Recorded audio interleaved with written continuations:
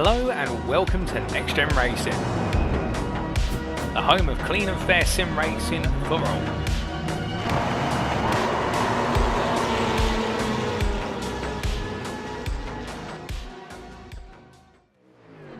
Good evening, racing fans, and welcome back to NXTGEN Racing live on YouTube and live on Facebook, the home of Sim Racing. And this is Thursday nights with NXTGEN Racing, and this is the GT3s in its 9th season. And before we get underway, let's give a shout out to NXTGEN Racing for putting on these fantastic leagues, as well as its partners, sponsors, and affiliates that help run the show here.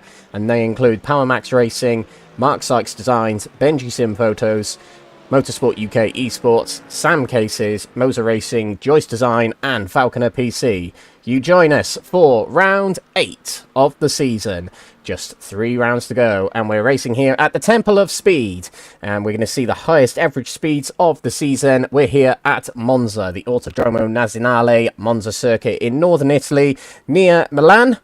And the reason it's called the Temple of Speed, well, it has been known as the Temple of Speed since its induction in 1922. It's the world's 3rd oldest purpose-built racing circuit, and of course we know it so well for this layout, which kind of looks like the chef's kiss, as people have described it in many means, but also it's infamous for the massive oval circuit that kind of intersects in this circuit. And of course it was a circuit that crossed over on itself with that oval circuit back in the day, but due to safety, shall we say, in racing moving on, it is now this still iconic layout that we see and know of nowadays.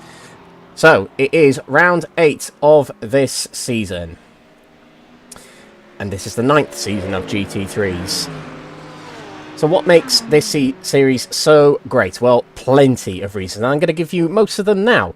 We have varying formats in this championship, and tonight we'll be racing with 1 sprint race and 1 feature race. That is the regular format we race with in this championship, and there is also endurance layouts, where there is a singular endurance race in particular rounds during the season, 3 throughout the season, but tonight will be a sprint race and a feature race. The sprint race will be preceded with a 20-minute qualifying session. Will start on the hour, which will be 8 o'clock PM UK time. And then we'll move on to the sprint race. And that sprint race will be formed, the grid of that will be formed by the qualifying results preceding it. And it'll be a 20-minute sprint race. So no pit stops, anything like that. Lights the flag, it's just out and out battling. And then we'll go for a small interval. We'll be back for the feature race, the final race of the night, but that'll be a 60-minute race. So expect at least 1 pit stop in that race. Very exciting races usually where strategy comes into play. And this season, more than any other season, there has been plenty of drama afoot in the feature races because of the very much different physics on the cars and very much different tyre models on the cars that have been implemented to iRacing over the last months and even years. So the feature races are always great to watch. We have a class system here, or category system as some like to call it, and our classes are gold, silver and bronze. Well, what does that mean? Well, it means that 3 different tiers of drivers go into each of those groups. The gold category or gold class typically comprises of the drivers who are in the top third of the field. The middle third of the field will typically go into the silver category, and then the lesser experienced drivers will go into the bronze category. So basically what that means is it's a series for all skills of drivers. No matter where you are in the field, you can fight for race wins and or championships. No matter where you are in the field, whether you're fighting for first place overall or if you're in the lower third of the field, you can still fight for race wins. It is a series catered for all skills of drivers, whether you're a beginner or an expert on iRacing and or sim racing. It's a fixed setup series, so the car you are given is the car you will drive. You don't need to worry about setups on your car, including ride heights, damper settings, wing settings, anything jargon and jargon like that. The car you're given is the car you must drive. You must adapt to the car that you are given, and you cannot change anything other than the brake bias. And brake bias has little impact on the handling of your car, but it is purely down to driver skill that gives you wins in this series. And of course, one more thing that makes this so unique is unique to this season as well. It's the first time we've implemented this for this season, and I've actually think it's been very welcoming from an entertainment perspective. It is the live race control, the full course yellow system, and the safety car system that is implemented. It is not using iRacing's automatic system. It is actually a live race steward who is controlling the races and is making sure that everyone is compliant with the rules and general standards of racing. But it does throw in a little bit of added drama where full course yellows have driven 2 decisions to come into the pits, and it also bunches up the field at times, which makes things very, very interesting.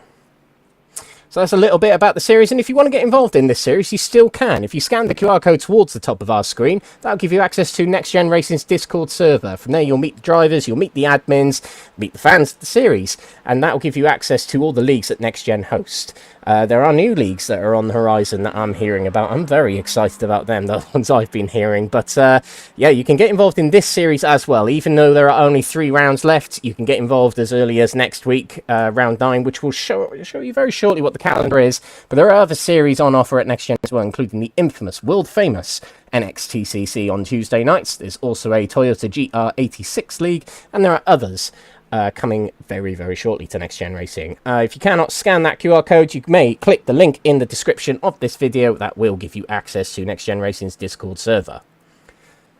So, moving on, what are the tracks that we're racing on this season? The season has looked a little bit like this. We started off all of them months ago.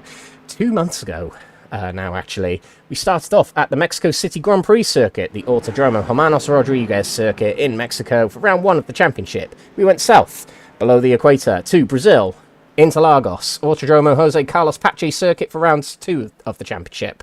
The rounds labelled with the yellow tracks were the endurance rounds. We had a 2-hour endurance at Road America for the first of 3 endurance rounds of the season. And then round 4, we were back to the sprint and feature race formats. That was at the Aragon circuit in northeast Spain. Then Hockenheim in West Germany saw us out of the first half of the season. And then we came back with the second half of the season. We were still in West Germany, and it was the Nürburgring VLN layout, and what a round that was indeed. And that was a 2-hour endurance around the Green Hell. Last week was the Silverstone Grand Prix circuit, close to home here for me. And it was a nice, easy trip to the circuit. But a little flight today has seen us today here in North Italy for the Monza circuit for round 8 of the championship. Next week, we're heading over the Atlantic to Canada to the Canadian Tire Mosport Park circuit for the final sprint and feature races of the season. And then the final race of the season, we're back in Europe. We're in East Belgium for the Spa-Francorchamps track to end our season 9. And actually, there are only 5 individual races left this season. We have got the sprint race coming up very shortly, and the feature race later tonight. But then there's only one more sprint and feature race after tonight in round 9, and then the final round will be the final endurance round, and therefore the final race of the season. So that's our calendar we have seen for this season. But what about the cars that the drivers are racing with?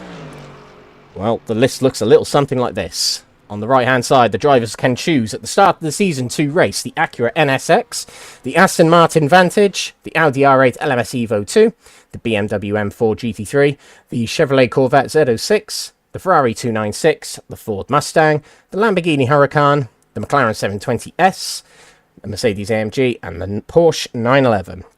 They're the cars the drivers can choose from at the beginning of the season, but they can choose different cars midway through the season or partway through the season. However, that will incur a 50-point championship penalty. And 50 points, is that a lot? Well, it is, because 50 points is the equivalent of 1 endurance race win in your category. So it essentially sets you back an entire round of the championship if you change cars. So it's not 100% worth it, but some drivers choose to do that to prepare for next season, particularly at this part of the season where drivers are switching cars. It means they can prepare for next season, as I mentioned, and if they're not enjoying the car that they chose at the start of the season, they might choose, you know what, I'm not in for the championship, I'm going to switch cars. So we do see drivers switch cars, and we have seen that already this season. We'll see if we can pick out a few tonight. Now, we normally have a championship sit rep on these broadcasts, but we are broadcasting this, as you might have noticed, a day late, and that's because I unfortunately had a personal matter to attend to on Thursday nights, which meant that I couldn't broadcast again on a Thursday night, so I completely apologise for that. But we're back tonight, Friday nights. Who wouldn't want racing on a Friday night? It's carb day, Indy, so why not have a carb day in sim racing here at Monza for the GT3s at NXTGEN. Right, let's get into a little bit of the action as we've got 5 minutes left of practice. Let's see who are the best of the bunch in each category in our practice session at the moment. Practice very important as it's usually quite representative of qualifying pace.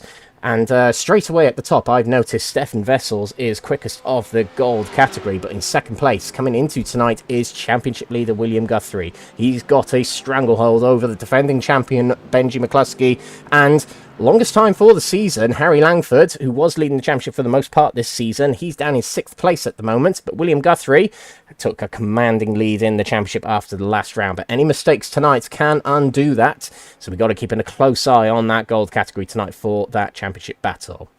We also have in the silver category, Alan McCain is quickest of the silver category in practice so far tonight. He's leading the championship heading into tonight. And in the championship, he's up against Jeffrey Kruger and Paul Williams. I'm just seeing if Paul Williams is racing tonight. By the looks of it, probably not. Yep, I can't see him in the list, actually. So it's straight up between Alan McCain and Jeffrey Kruger tonight. Jeffrey Kruger did miss the last round at Silverstone, so we'll see what he can achieve tonight. But Alan McCain has a chance to put one hand on the trophy, let's just say, for the silver category. Likewise, in bronze category, Gabriel Papaconstantino took control of the championship following the last round at Silverstone. He's not quickest in practice right now because Adrian Ruiz Hernandez is top spot right now in the hometown Ferrari. Ruiz Hernandez has been super quick this season, but he hasn't attended all rounds. He's had a little bit of bad luck in some rounds as well. So heading into tonight, we'll see if he can better his current championship position of 3rd position. But Papa Constantino is controlling it right now, and his nearest rival, Joshua Downing, is down in 5th place at the moment in practice. So that's the sit rep on these positions in practice. Very representative, as we mentioned, for these qualifying sessions that proceed. But Stefan Wessels at the top of gold category. I'm going to say it again, what a miserable season he's had. He's changed cars also partway through the season. He started the season off in the Ferrari. He's incurred a 50-point penalty. He switched over to the Mercedes. And it has seen a turn of pace from him. It's seen a turn of confidence from him as well. He was pole position in qualifying last time at Silverstone. He did not convert it to a race win. William Guthrie did take it away from him at the start of the race. But it did show a turn of form for Stefan Wessels that just must be feeling a little bit... maybe a little bit of imposter syndrome has set in a little bit, but we'll see what he can get up to tonight. He's looking rapid here at Monza as he follows his teammate ahead to get a little bit of slipstream. But yeah, Stefan Wessels, former champion, season 7 champion, in fact. He'll be looking for some better form tonight. And fun fact, actually the last time we were here at Monza for the Thursday night leagues, and last time for the GT3s, was season 6, so quite a long time ago actually. Can't actually remember the date that they were. It might have been early 2025, might have been. Let me know in the chat when season 6 was, because many moons ago for me. But that's the last time we raced at Monza, and it was in fact an endurance round. So this time around, sprint and feature races. So we'll see what that does, and of course Monza is notorious for difficult lap ones on races because of the first chicane. That first chicane here at Monza. We'll go through a lap of the track very shortly. But it is a rather basic track, as we mentioned, not a huge amount to talk about on its layout actually.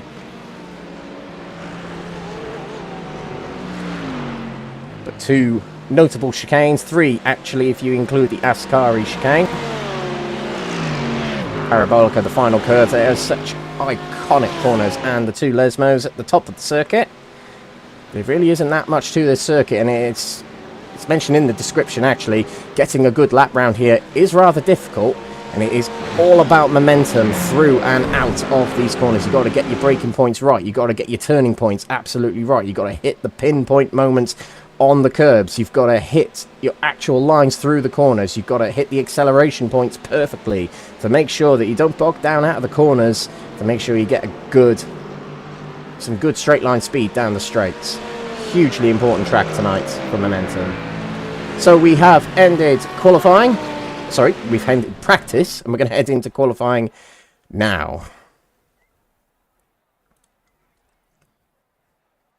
So as we mentioned, this is not live. This is a replay from last night's racing. So we are not looking at live pictures. We are looking at a replay run. But to me, and to a lot of us viewers who did not race in this and did not watch it live, this will all be a surprise.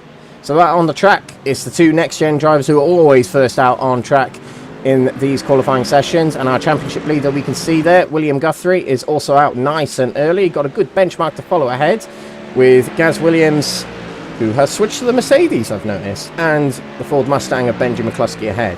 Now the Mercedes is becoming the benchmark car of the GT3s, which is weird because 2 years ago when I was avidly racing on iRacing, it was actively avoided. Among a lot of the cars, it was one of the most avoided. It really was. But it seems to be back. And fighting well, of course. It was popular at the Nürburgring with a week ago with Max Verstappen driving it in the 24 hours of Nürburgring. And that's actually the first time I properly sat down and watched the Nürburgring 24 hours. I'm watching Max Verstappen and watching everyone out there, including the Dacia Logan. Who else loved that Dacia Logan at the Nürburgring 24? What a hero that car was. But yeah, watching Max Verstappen and actually watching all the GT3 drivers was just spectacular. It was really enjoyable, actually. So William Guthrie warming up his tyres. He's not saying hello to us. He's close to Gaz Williams ahead. Perhaps Gaz Williams just trying to sandbag William Guthrie a little bit here. But it's going to take an extra lap, I think, to warm up the tyres for these drivers, as it usually does this season. The tyres take a lot longer to warm up with this updated tyre wear model in iRacing, especially to these GT3s. A beautiful day here at Monza as well. It's sweltering hot in the UK right now as well. Yeah, not particularly enjoyable for me with 3 monitors in front of me. Window open, PC burning away. Yeah.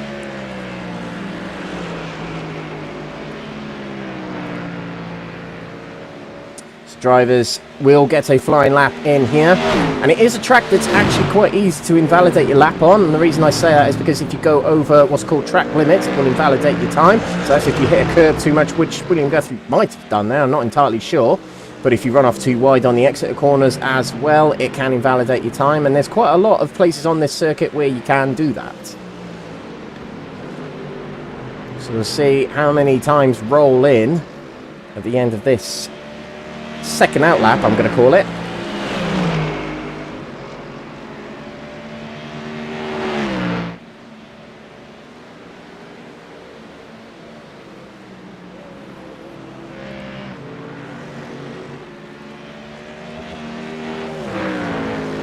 We're approaching the end of their second lap. We will get an onboard lap of Monza with William Guthrie, our championship leader, as we always do. Get an onboard lap with our championship leader, and for many seasons it's been Benji McCluskey we've had onboard laps with. This season it has been Harry Langford and William Guthrie. Now William Guthrie backed off the back of Gaz Williams a lot at the end of that lap, and as a result it is a slower lap here. But as we ride down towards the Variante 1, the first chicane of the circuit, heavy braking down to the slowest point of the circuit.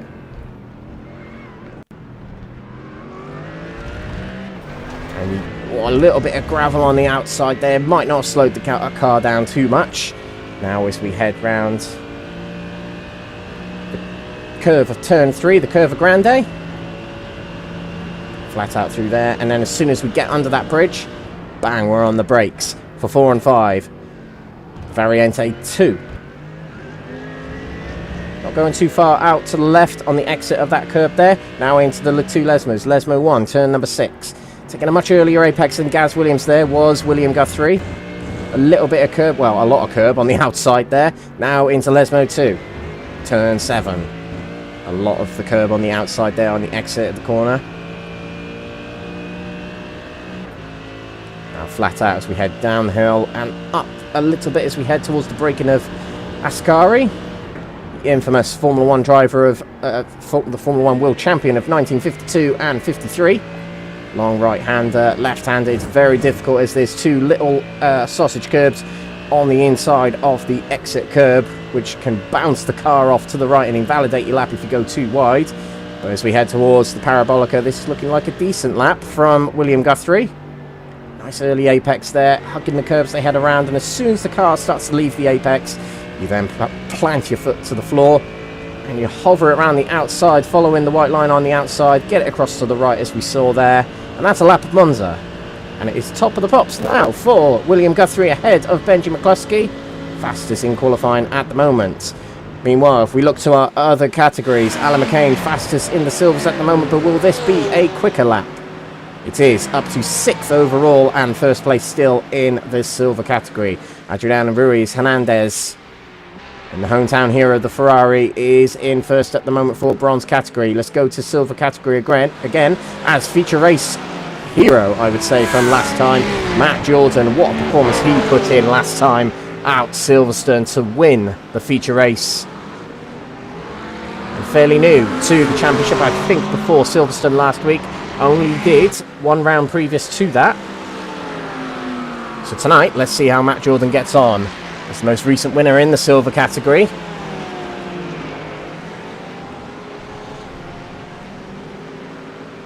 Gaz Williams with a good lap was holding off William Guthrie, if you remember, but now follows teammate Benji McCluskey. But of course, the Mercedes being the more favoured car to switch to at the moment. Gaz Williams has switched it out, so a turn of form from Gaz Williams could be on the cards. Rocking the same livery, though, are the two next-gen drivers, sponsored by TNG.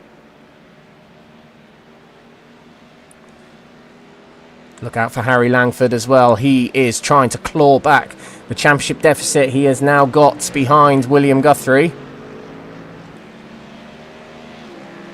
Look out for silver category as well. Jeffrey Kruger, he's third in category at the moment. And we will eventually switch to the overall standings. And the reason we'll do that is because it will set the overall grid for our sprint race a little bit later on. And there's a little bit of lag going on here. I'm not entirely sure why that's happening, but might be something wrong with the file we've received that we're using here, but we'll persevere. Now, Gaz Williams, fastest in qualifying now, outright fastest. Now, part of the reason for that would be is because he's following the slipstream of Benji McCluskey ahead, and that will speed him up. Speed him up a lot on the straights here, and that's something that's crucial here at Monza, is following the slipstream of another driver to get faster laps, especially in qualifying. And that has rewarded Gaz Williams with, for the moment, provisional pole position. Alan McCain still top of silver category as Sean Shute is in second place. Crosses the line now. Sean Shute might not go quicker. Did a little... No, it was an invalid lap, actually. Excuse me. Zara McGuinness in the hometown Ferrari is looking quick as well. Third place in the silver category. And Zara McGuinness started off the season a little bit quiet, but has come on leaps and bounds since then and has been threatening the top 3 spots in the last couple of rounds, actually. Into top spot in the bronze category at the moment, Shamoy Samuel in first place of bronze category now in the VCR machine. Shamoy Samuel's also been a driver that's come on leaps and bounds this season with improvement. And he's actually... It does say 0.000 between Shamoy Samuel and Ruiz Hernandez. It's not actually true. There's a 10th between them, so I'm not sure what our timing tower is doing for us there.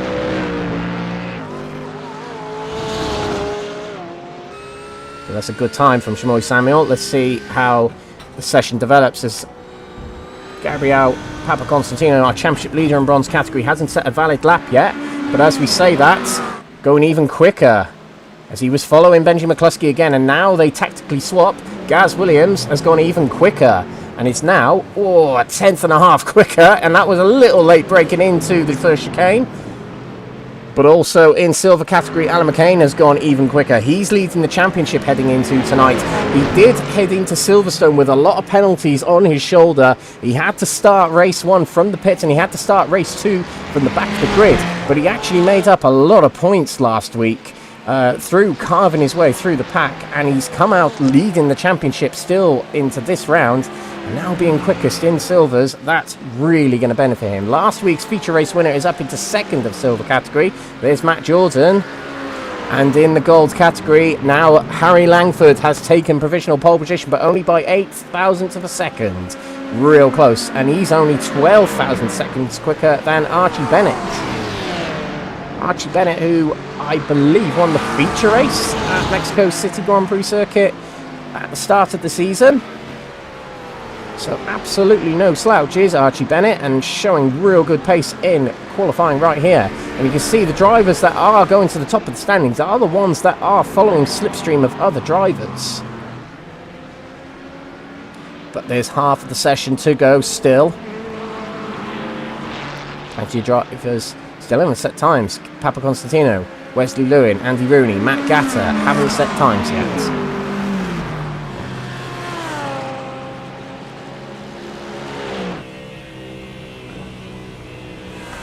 Now this is Harry Langford letting a load of drivers by to try and get in a more optimal position.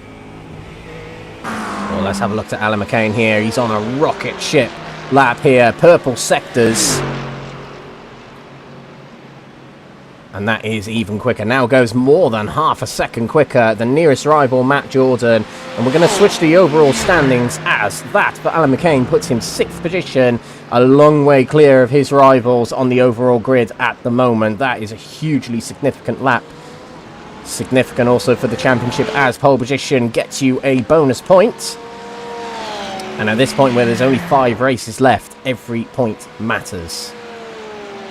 Mark Baker goes quicker into 6th position of silver category, 17th overall. A good time for the driver who I believe has switched from the McLaren to the Mercedes for this round. Another example of why the Mercedes is the more preferred car right now. A little bit of dust kicking up, heading out of the Variante 1 there.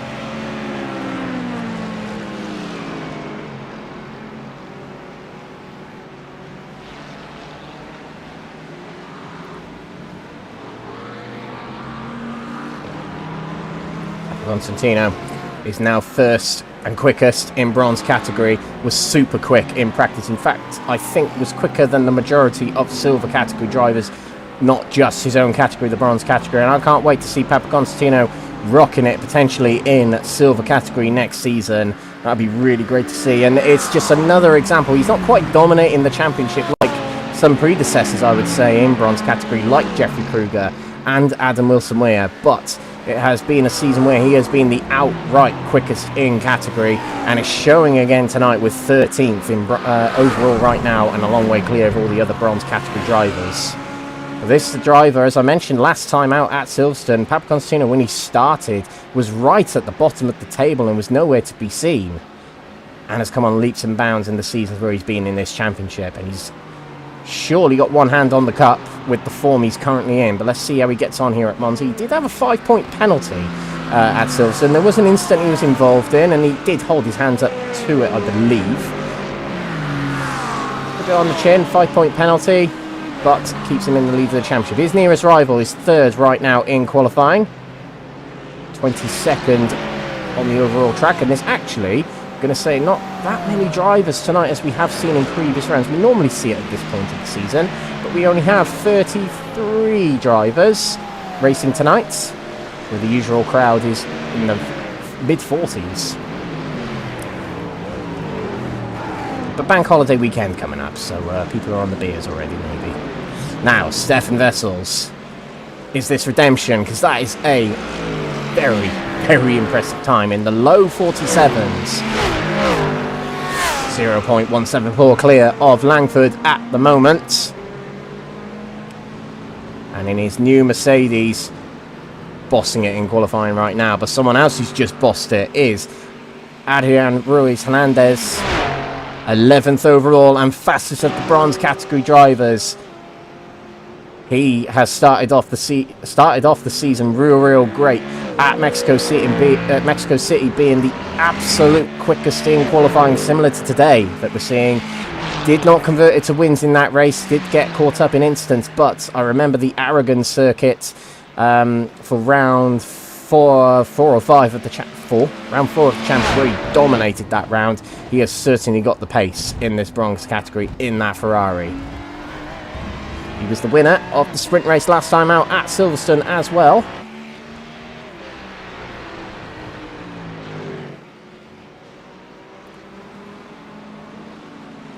But with less than 5 minutes to go, our quickest in qualifying at the moment is Stefan Wessels in the gold category, Alan McCain in the silver category, 7th overall, and Ruiz Hernandez is 11th overall, fastest of the bronze category. Someone else who's gone very, very quick in bronze category, 19th overall and 3rd in bronze right now is Stephen de Grevelier. Stephen did lead quite a bit of the feature race last time out at Silverstone. And Spin did catch him out at some point in that race and lost him the lead. But Steve's another driver that has been short of pace at times this season. A few mistakes have caught him here and there. We'll see what he can do for the remainder of this season. Now, championship leader, William Guthrie. I would say struggling a little bit, but he certainly isn't. He is only quarter of a second actually off of top spot. That can be found in places. Now he's trailing these next gen cars up ahead. He hasn't got much slipstream, so that might be what's affecting him right now. But William Guthrie might well be settling down in this championship right now, as that's a long way wide at Parabolica. That might invalidate his lap, but he might be at that point where he can just partially relax now in the championship and just take each race in its stride and bring it to the end of the season.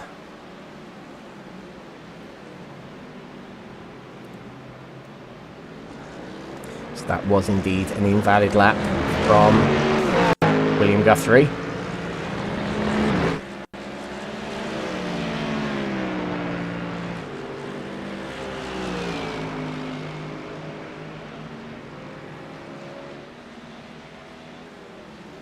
Three minutes to go in practice. It is a fairly long lap actually, considering that there's not many corners to the circuit. There's actually only 11 turns, notable turns I would say, on this circuit. 7 to the right and 4 to the left, but there are so many long straights on this circuit. If you count the Curva Grande, the amount of long straights or long sections on this circuit is 4. Whereas most circuits you struggle to get more than 1. This will be the highest average speed of the season, and a lot of drivers dreading that braking going into turn 1. Especially on lap 1. We'll see what happens in the sprint race coming up very shortly. I suppose the feature race will be a bit safer in that the feature race, they all start in their categories, split up. But it's one overall grid to start the sprint race.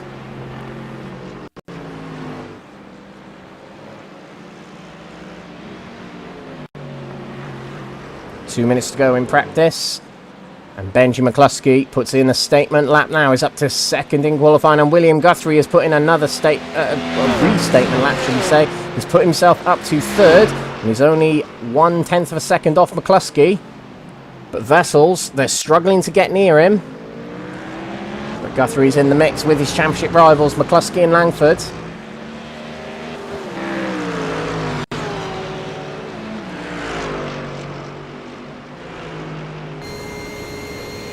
No news yet from silver category. Still going strong is Alan McCain. Nearest rival is Zara McGuinness in the Ferrari.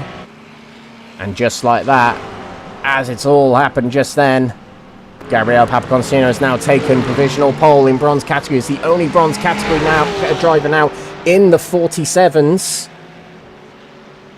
and has taken pole position away in the dying moments now. Ruiz Hernandez, can he respond? He's heading into the final part of the lap here.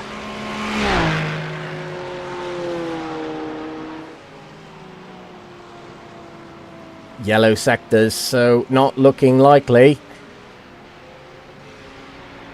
But we'll see what happens. We'll be able to get one more lap in.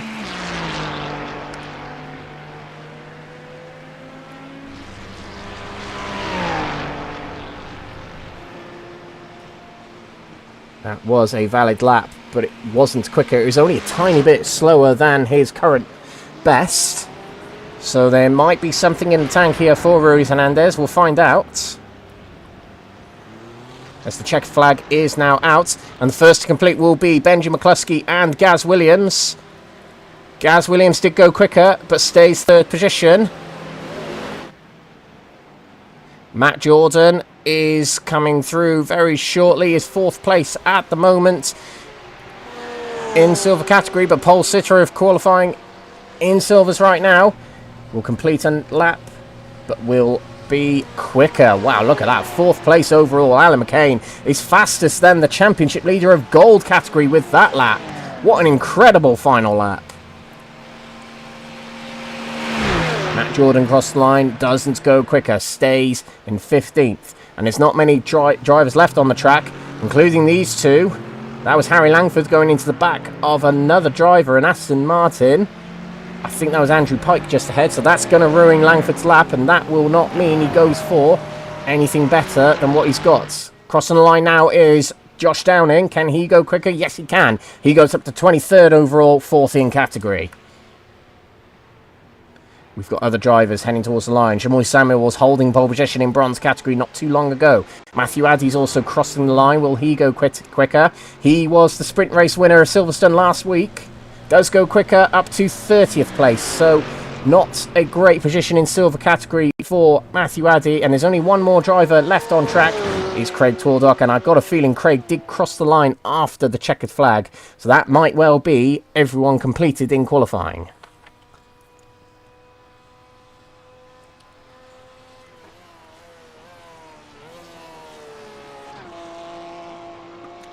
So our pole sitters, or the bonus point winners, should we say, from qualifying are Stefan Vessels in gold category, Alan McCain in silver category. What a lap that is from Alan McCain.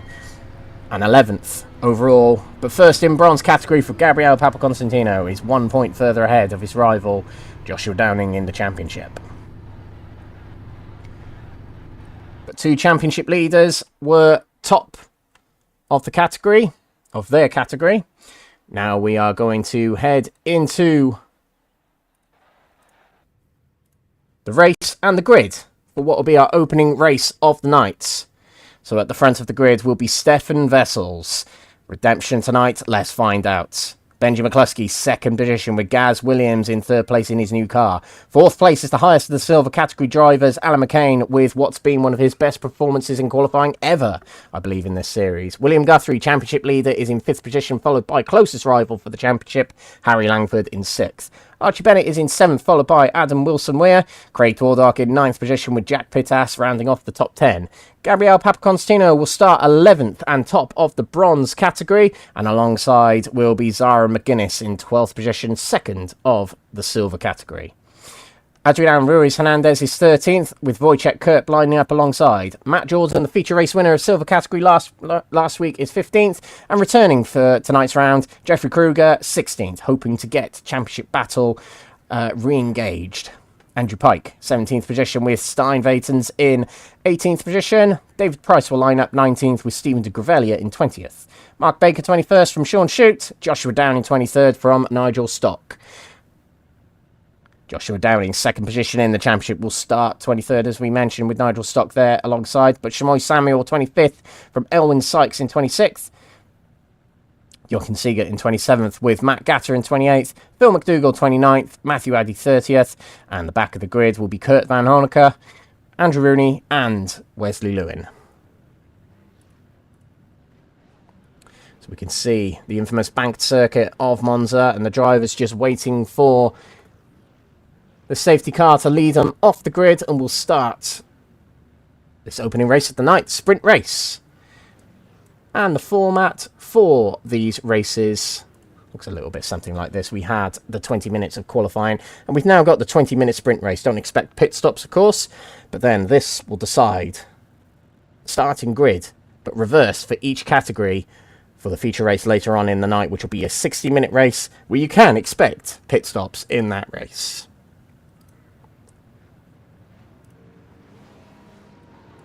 Okay, so we are moving, and we've started the formation lap just before the Ascari chicane, so slightly longer formation lap than we have seen this season.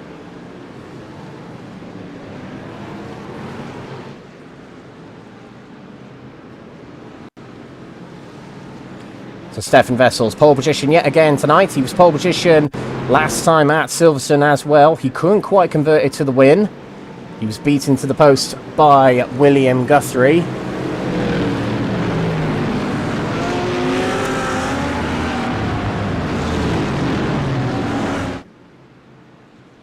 William Guthrie down in 5th place in this session. But let's see what happens. I imagine tonight at Monza is going to be very difficult to overtake because fixed setups at Monza means that you don't get the upper hand of, well, less downforce than the car in front or the car behind you, let's just say, to defend your position. Yeah, they're all on fixed setups, so it's going to be very difficult to overtake on the straights, and late braking bravery is going to be key to moving you forward in this grid tonight. So the drivers look to the gantry, ready for the lights to go out, and we'll start the sprint race here at Monza as soon as those lights go out.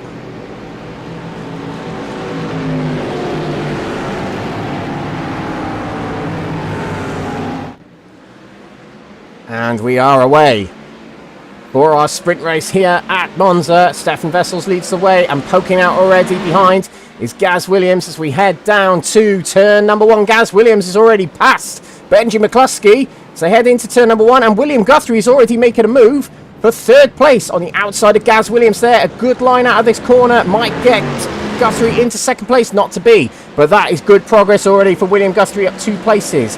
Alan McCain has moved down a few places to start there, but being silver category doesn't have to worry so much about points.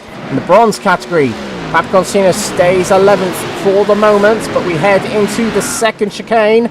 Stefan Vessel stretches his lead already. Fantastic start to this race. Meanwhile, back here is a little bit of scuffling going on towards the mid-pack here. Alan McCain getting a bit bunched up by Benji McCluskey and Archie Bennett. Archie Bennett and Craig Torduck, excuse me. But Archie Bennett has already moved up 2 places from the start of that race. According to our timing tower, it's a brilliant start to this race so far. Heading down to Ascari, a very good start to this race for Stefan Vessel's already stretching a 1.4 second lead. And if he can keep that stretched out, means that Gaz Williams and William Guthrie behind are going to struggle to get the slipstream from him behind. Look at that gap already. That's very good for Stefan Vessels if he can keep that gap stretched. Guthrie with a dream start to this race. William Guthrie is one of the better drivers at starting these races. He moves through the pack very quickly. He's very good at positioning his car in the right places to make the right moves. Meanwhile, back here we've got side-by-side between Andrew Pike and Stein Vatens. We've also got Matt Jordan alongside Jeffrey Kruger. And there's Wojciech Kurp alongside Adrian Ruiz-Hernandez. We now have 3 wides. We head down towards turn number 1. Ruiz-Hernandez is on the inside of these as we head towards turn number 1. Who's going to be latest to the breakers? It looks like Wojciech Kurp might be, and he is. Through he goes. But look at that opportunistic move from Jeffrey Kruger, trying to squeeze it past Zara McGuinness, that was. Zara keeps hold of it. And has got has got Matt Jordan on the outside. This is Ferrari versus Ferrari. Gaslit Motorsports versus Type 2 Racing. There was a puff of dust ahead, but it's just a driver running off the track. Still side by side between these two. And there is contact, and look at that! Kruger undercuts them both, and Stein Vatens is trying to undercut them both. A little bit of contact between the 3, but they keep it in a straight line. They're still side by side, Matt Jordan and Zara McGuinness. There was contact, and now McGuinness is through. And look at this on the inside. That's Stein Vatens on Matt Jordan. Still side by side. Brilliant racing from all of them. A little bit of argy-bargy to go with it, but they're still racing very, very hard. And none of them have spun off. That's quite important. Matt Jordan gets ahead of Stein Vatens there. Brilliant little battle in the midfield on lap 2 here at Monza. Our order as we approach the end of lap 2. Now, William Guthrie has got his way past Gaz Williams. Now, one thing we're not able to do tonight is get instant replays, but we can look towards the end of the race if there's anything notable we need to look at. He's into second place, and crucially for himself, he's ahead of his championship rivals. Benji McCluskey is down to 4th place, down 2 places from the start, taken by his teammate Gaz Williams and his rival William Guthrie. But there's still time in this race, and Harry Langford is in 8th place right now. He's behind silver category leader Alan McCain, who sits 7th overall right now. 11th overall, right at the tail of this top 10 battle, is Gabriel Papaconstantino, leader of the bronze category. His rival, Adrian Ruiz Hernandez, back here in 13th.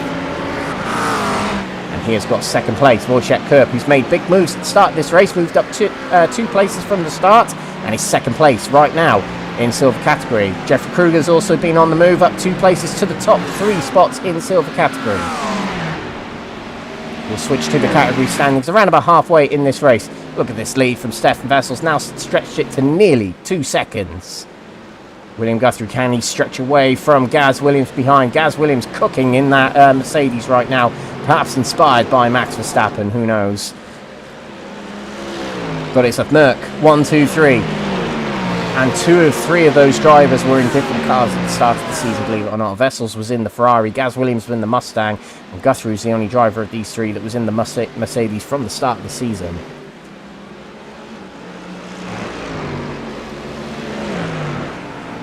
More action in the mid-pack here. This is the fight for 15th place. That is Matt Jordan making a move past Sarah McGuinness on the entry to Ascari. Now Matt Jordan, last week's feature race winner, can now focus on Jeffrey Kruger just up ahead.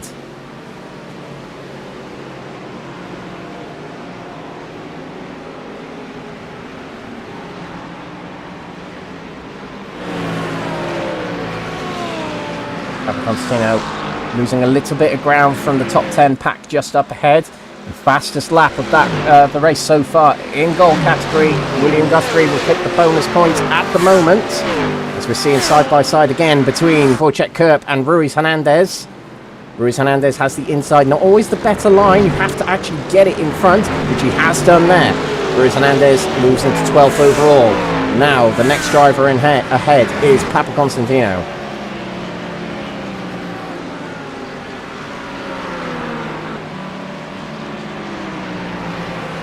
Wojciech Kurp going to come back at Ruiz Hernandez here, though. He is quite close to the rear. Does not go for the move, sticks behind. Not close enough to make the move going into the second chicane. A lot of dust gets kicked up here at Monza. It does put debris and gravel onto the track. This driver's getting very close, if not further, off the edge of the circuit. Now we've got movement in the gold category up here. Archie Bennett versus Tordok here. They've also got Alan McCain behind. The 3-way Porsche battle now for 5th place overall. Archie Bennett is on the outside, and it is Archie Bennett actually on the inside who gets through past Craig Tordok and into 5th place. Alan McCain and Harry Langford just waiting at the end of this battle at the moment. Thing is, with Monza, you've got to plan your overtakes far more strategically and proactively than you have to on other circuits. We have got Ruiz Hernandez inside again of Wojciech Kurp. That's to defend position, and so far he has. Gaz Williams, the fastest lap of the race after lap number 4. He'll take the bonus points at the moment.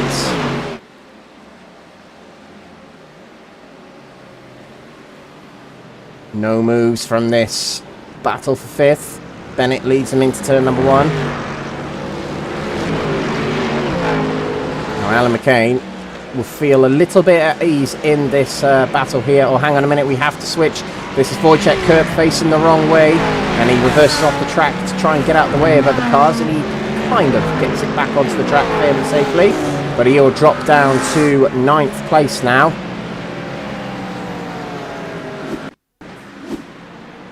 And this is what happens. Yeah. Still had Ruiz Hernandez on his inside.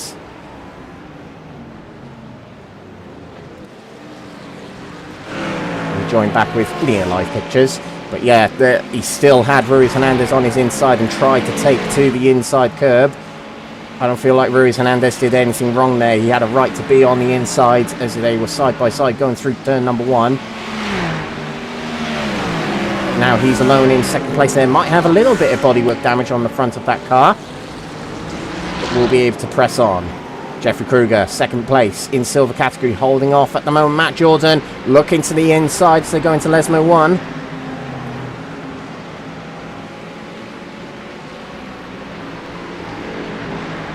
Move at that first corner as we saw. Matt Jordan in fine form heading out of Silverstone, and he's now in the top 3 in silver category right now in this sprint race. And Jeffrey Kruger, he's trying to fight for that championship. He's a former bronze category champion, and he's had a few occasions where he could have gone for silver championship, but it has not quite come to him.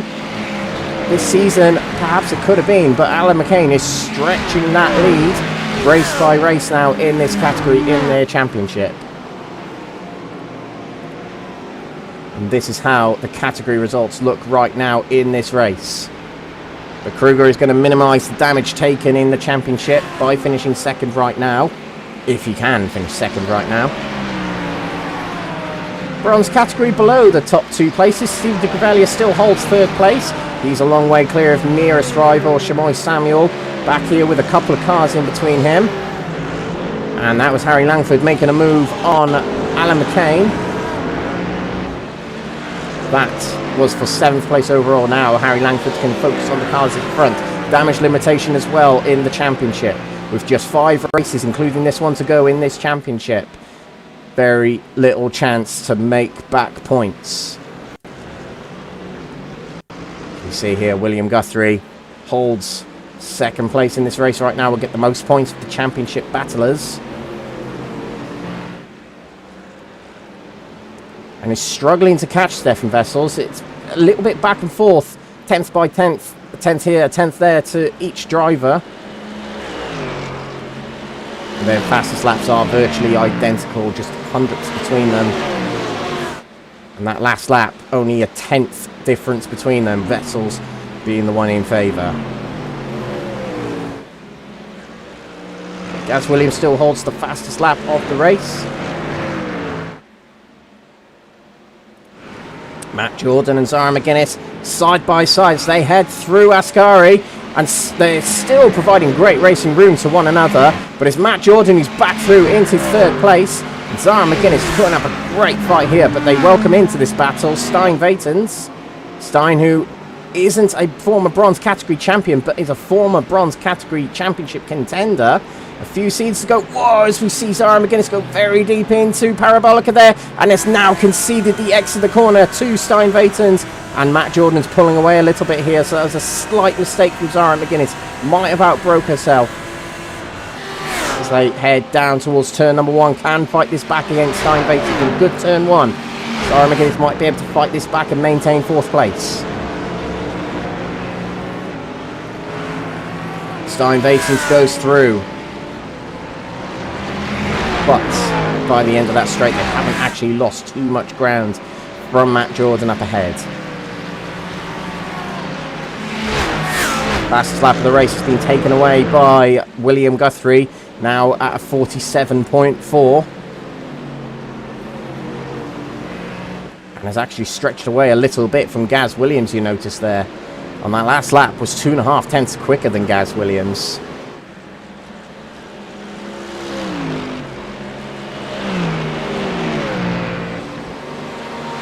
12 minutes expired in this sprint race.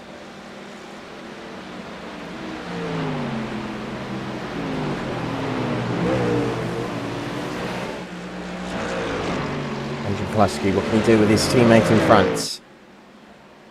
And I've said this many times about the gold category, but at this end of the field, and this has actually been one of the most competitive and highest point scoring gold category championship battle we have ever seen in this series. The top 3 drivers are among the top 10 highest scorers ever to this point in this championship, and that's all top 3 we have in this championship. That's McCluskey, Guthrie and Langford, as McCluskey takes fastest lap of the race. And McCain likewise, but in silver category.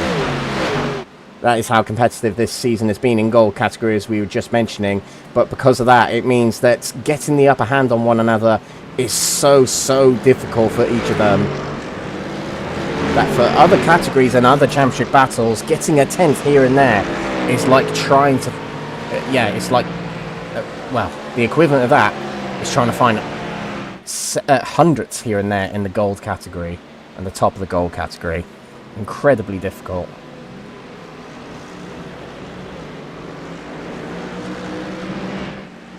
So I think there are a lot of battles here that are well established, a lot of positions here that are well established and held now, with the exception of this one. This is Alan McCain versus Harry Langford. Langford on the outside there, and Alan McCain, I can see Alan McCain is just trying to keep things safe and just try and keep things away from the barriers. But Langford could not get by there, trying the outside at the two Lesmos. And now there's definitely a corner name you don't want to pronounce with a cold, which I don't have, thankfully. But Alan McCain, through those two corners, keeps hold of 7th place. Has lost a little bit of ground from Tordock and Bennett. That's probably why Langford, Wilson Weir and Pittas are all over the rear now. Fighting it with the gold category, Alan McCain here is a long way clear of rival Jeffrey Kruger right now. And that'll be why he was playing it a little bit cautious in that battle with Langford just then. As Langford washes wide there, and that's going to allow Wilson Weir through and maybe even Jack Pittas. But I think Langford might have washed off wide and might have had to have braked to stop the car from braking into a sideways moment.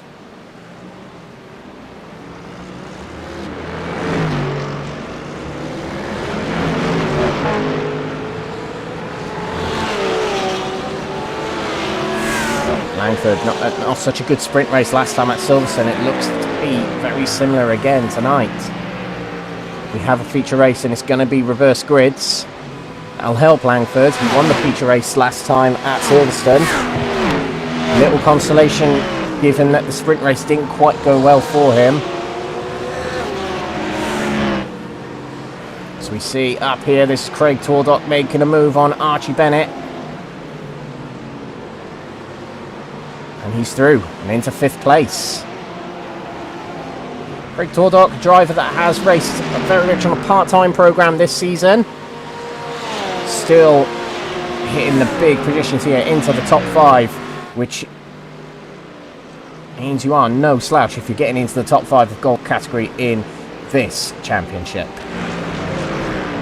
Not much movement in bronze category. We'll give them a little bit of attention. Papa Constantino's got a comfortable 3-second lead to Ruiz Hernandez, who he himself has a couple of cars and 6 seconds between him and Stephen de Grevelier in 3rd place right now. 4 minutes to go in race 1 of the night.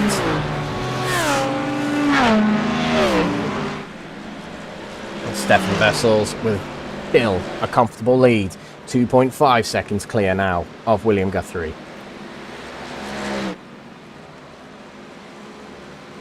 The win has eluded Stefan Vessels this season. This might be redemption time already for Stefan Vessels, unless anything goes wrong. Touch wood. Touch wood. A little bit of movement. Oh, and that's why there's movement going on in the gold category. Craig Tordock and Archie Bennett seem to have come together, and we'll get a replay after the race of that if we can. But the two come together and they lose loads of places. Down to 10th and 11th they go. But that promotes Langford to 5th place in category, 6th overall. And Alan McCain is now in the top 5 overall here and still leads the category, and he'll be breathing a little bit deeply after that incident. Perhaps he avoided it.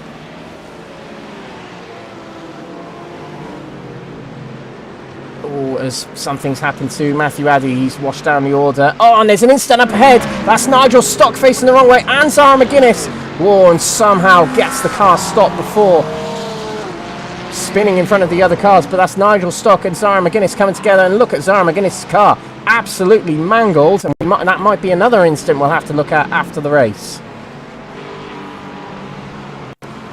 It's a shame really. Zara McGuinness was having a real good race actually, and we'll have to come into the pits to get a fast repair. That will be a meatball flag indefinitely. Jordan holds 3rd place here. He's fighting with Andrew Pike in the Aston Martin. But he also has Stein Vatens all over the back of them. This might be 3 wide. Getting onto the grass a little bit then was Matt Jordan, and round the outside. Brilliant move from Stein Vatens. It's not over yet. He has to keep it on the track. But I think he might have done it. Yeah, he's through. That was a fantastic overtake from Stein Vatens. Into the top 3. Towards the end of this sprint race, there'll be... there might be 2 laps to go in this race, actually. But as we head down to turn number 1, Andrew Pike much later on the brakes. Oh, just about gets it stopped. And has to bunch up Constantina up the cars behind. And now Stein Vatens has the momentum to try and go around the outside to head round the Curva Grande. Does have the outside, but will have to keep that. He's on the longer route round this corner. Can he outbrake going into the second chicane? Near contact there, if not a little bit. Got the inside. But no, has to back out. Look at that, opportunistic overtake there from Matt Jordan to get back through. And now makes the move on Andrew Pike at the inside, the Lesmo 1. Brilliant racing from these 3.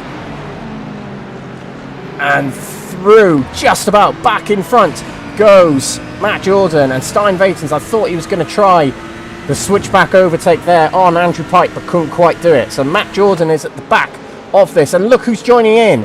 That is Stevie de Greveglia and Sean Shute looking to join in, and Sean Shute's on the inside of Stevie de Greveglia, and he's through into 17th overall.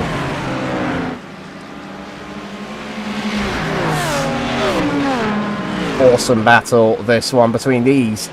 Well, it was 3, now 5 drivers. Could be 6 if Mark Baker gets involved. Final lap begins for Stefan Wessels. His first win for a long time in this series. A long time coming. Ruiz Hernandez has set fastest lap in bronze category. Takes the bonus points away. Crucial at this point in the season. And that is Jeffrey Kruger making a move on Archie Bennett, but Archie Bennett has the inside back again for turn number 2. But back here, we still got this battle raging on. That's Matt Jordan and Andrew Pike again, and plenty of room given by Matt Jordan, which is great racing respect. When you're going through those 2 corners, you never know who you can trust through those 2 corners. But these 2 doing very, very well to race competitively with one another.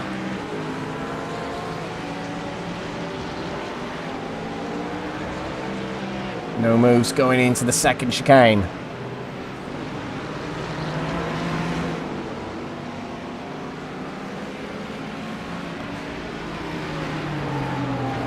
As it's the final lap, they might calm down a little bit. Some of them might be thinking about the bigger picture. But it was great to see that gaggle of battles a few moments ago. Stephen de Greveglia went a little bit wide, heading out of Lesmo 2 there. He's going to relinquish 18th place, but it won't be a category loss of position. He can sit behind Mark Baker for the rest of this race. But we do have to switch to our winners. It is redemption for Stefan Wessels. He's back to the top spot, and it's here at Monza. And second place goes to William Guthrie. He extends his championship lead, and Gaz Williams, one of his best races of the season, is 3rd. And swiping the bonus points at the end there is Benji McCluskey, but he finishes 4th in this race. Alan McCain, one of his best races ever in this series that I've seen. It's a 5th place for him and 1st place in silver category. Jeffrey Kruger will come through 2nd place in category, and it'll be another win in the Lamborghini for Papa Constantino. I believe it's race win number 6 of the season for the bronze category championship leader.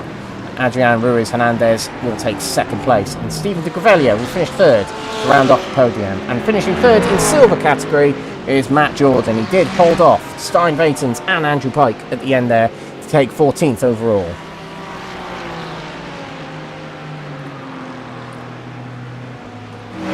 So these are the provisional results of round 8, the sprint race at Monza. Stefan Wessels will take the win from William Guthrie, the championship leader. Gaz Williams, the host of the series, is 3rd, followed by defending champion Benji McCluskey. Harry Langford will finish 5th place. A difficult race for him, but 5th place is recovered in the end. Adam Wilson-Weir, 6th position, followed by teammate Jack Pittas, making it a Type 2 Racing Wolf 5, 6, 7. Craig Tordock had that incident in the mid part of that race. He finishes 8th with Archie Bennett. The person he had that incident with is 9th. Andrew Pike, 10th. We saw him battling with silver categories in that race. Is 10th in gold category. David Price, 11th, and Phil McDougall in 12th. Over to the silver category now, and it is an outright win for Alan McCain by more than 10 seconds, in fact, in front of Jeffrey Kruger's 2nd position. 3rd position for Matt Jordan, who was battling with Andrew Pike and Stein Vatens at the end of the race. Stein Vatens finishes 4th place. Sean Shute, 5th, from Mark Baker in 6th. Wojciech Kerp in 7th position. He was in 2nd place and had that spin we saw at turn number 1. Matt Addy in 8th position, followed by Zara McGuinness, Elwyn Sykes in 10th, and Nigel Stock 11th. Bronze category now. Gabriel Papaconstantino takes another win. I believe it is win number 6 of the season for the British Cypriot driver, leading the championship in bronze category. Surely one hand on the trophy now. Adrian Ruiz Hernandez is 2nd position, followed by Stephen de Gravelia, an impressive 3rd position.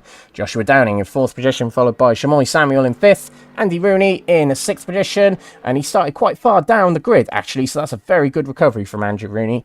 Jochen Siegert in 7th position with Matt Gatter 9th, Kurt Van Hanover in 9th, and 10th is Wesley Lewin. The last two did not finish the race. So, we'll see if we can go back and look at some replays, actually, because there were a couple of incidents we need to take a look at. Let's have a look at the crash between Tordock and Bennett. So this is heading into turn number 1. Tordock's on the left, Bennett's on the right. You can see Bennett hits the inside curb and it just pushes them two together. And once you make a little bit of contact on iRacing, usually that is it. And let's have a look at the incident between Zara McGuinness and Nigel Stock. Now Nigel Stock's a bit further back. Oh, there's contact between him, and I think that's Josh Downing, actually. Let's get another quick look at that. We're going to slow-mo. But yeah, Zara McGuinness gets collected in front. Oh, it's hard to tell, actually, who moved into one another between Downing and Nigel Stock. But either way, it sent Nigel Stock into the path of Zara McGuinness, and it mangles both cars.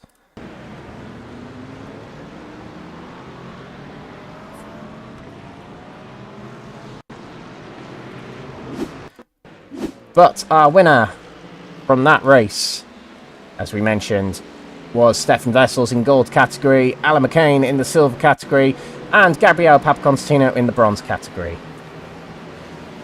We're going to go away for a quick break, ladies and gentlemen, but when we come back, it will be the feature race, a 60-minute race to finish off the night. And it will be reverse grids of each category based on the results that we just saw at the sprint race. We'll be back very shortly with race 2. Don't go away.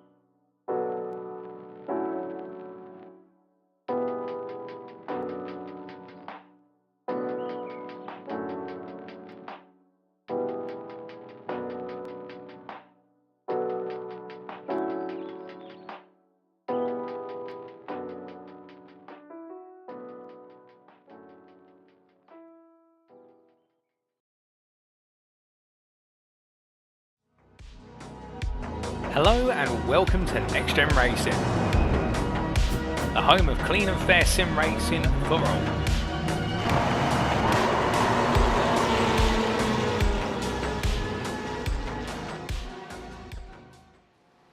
Welcome back, ladies and gentlemen, to Monza, to the NXTGEN Racing GT3s, round 8 at Monza.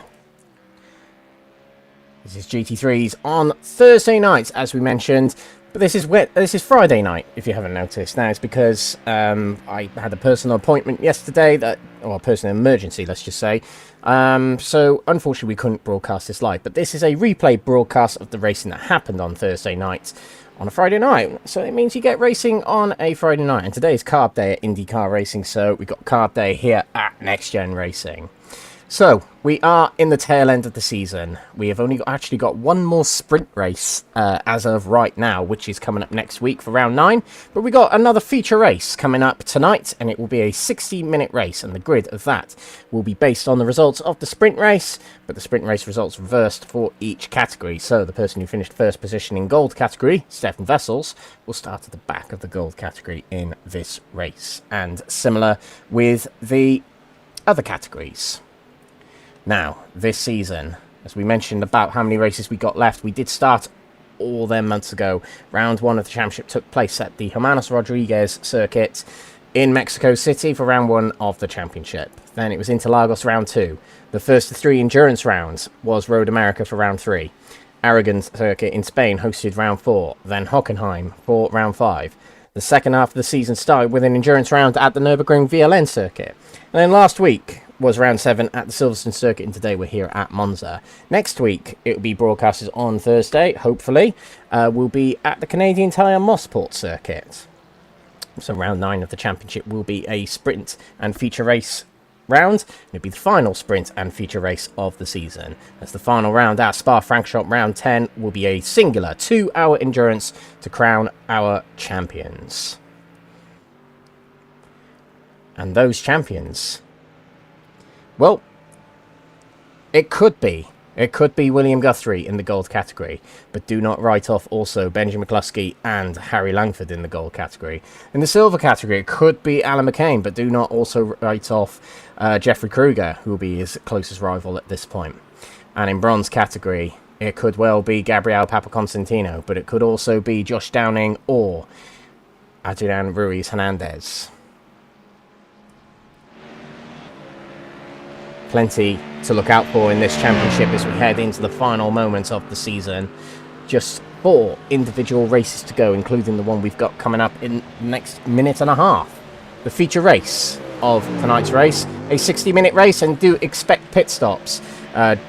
Strategically, drivers need to do it, and also drivers have to do it because they don't have enough fuel in the car to go the full distance. Some drivers opt to change tyres, some drivers opt not to. But because this is a track that's not hugely intensive on the tyres actually, and actually heats them up rather well, drivers might not choose to change tyres so much on this.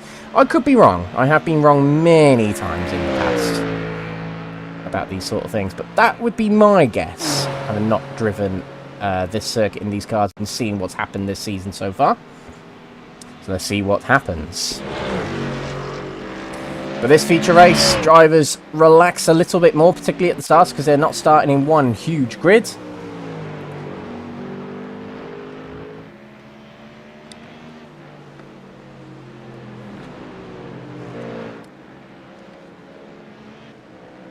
But with half a minute to go in this warm-up here, we'll be gridding up very, very shortly for the races. And after the race, of course, we should get some interviews from some drivers.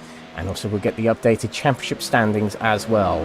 As after tonight, there will only be 3 races left in this championship. Very crucial rounds coming up.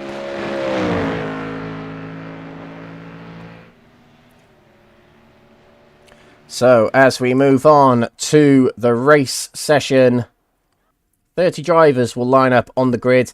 And this will be how the grid lines up for our feature race tonight. The entirety of the gold category, Phil McDougall will start on the front row with David Price alongside. Andrew Pike, who was involved in some brilliant battling in race 1, will start 3rd. Craig Tordock 4th alongside him. On row 3 will be Jack Pittas and Adam Wilson-Weir, the 2 Type 2 Racing Wolf drivers, followed by their teammate in 7th position, Harry Langford. Benji McCluskey will start 8th position with Gaz Williams, one of his best results of the season in the last race in the sprint race. He'll start 9th. Championship leader 10th, William Guthrie, and sprint race winner Stefan Vessels will start 11th.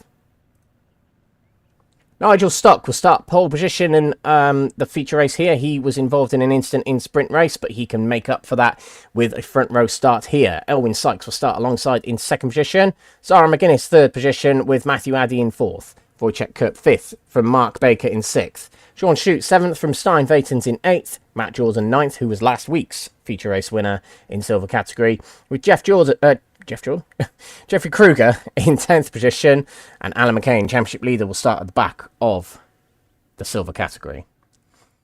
In the bronze category, it will be Jochen Seeger who starts on pole position for the bronze category, and alongside will be Andy Rooney. Shamoy Samuel will start 3rd from Joshua Downing in 4th. Stevie de Gravelia will start 5th with Adrian Ruiz Hernandez in 6th. The previous race winner Gabriel Papaconstantino will start 7th position. He's championship leader, don't forget, of this category. And Matt Gatter did not complete the required number of laps eligible for a reverse grid. He'll start at the back of the bronze grid in 8th. Now we're about to get underway with the formation lap. And Phil McDougall will not start pole position for the gold category, as he has a pit start, shall we say, to serve in this race. So David Price and Andrew Pike will probably move forward. But it'll be David Price who leads us to the lights out to start this 60-minute feature race. Now, the gold category will start first, and then about 10 seconds back, as you can see, the gap's already established between the golds and the silvers. The silver category will start about 10 seconds further back from the golds, and then the bronze category will start a further 10 seconds back.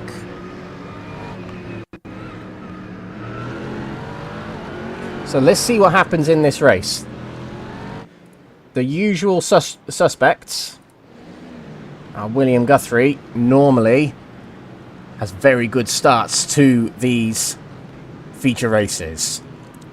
He's got the championship in his hands. This could be a very pivotal race in that championship battle. If he does well tonight, it surely puts one hand on the trophy for him. What can Harry Langford and Benji McCluskey do to respond? They start 6th and 7th in this race. So the gold category come round the Parabolica. They must remain slow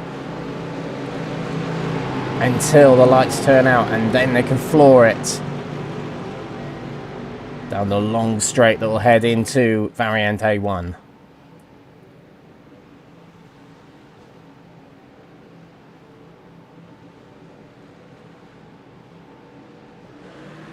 And now the lights are out. And a couple of drives already shuffle out, including William Guthrie on the outside there. You can see a little bit on the grass as well.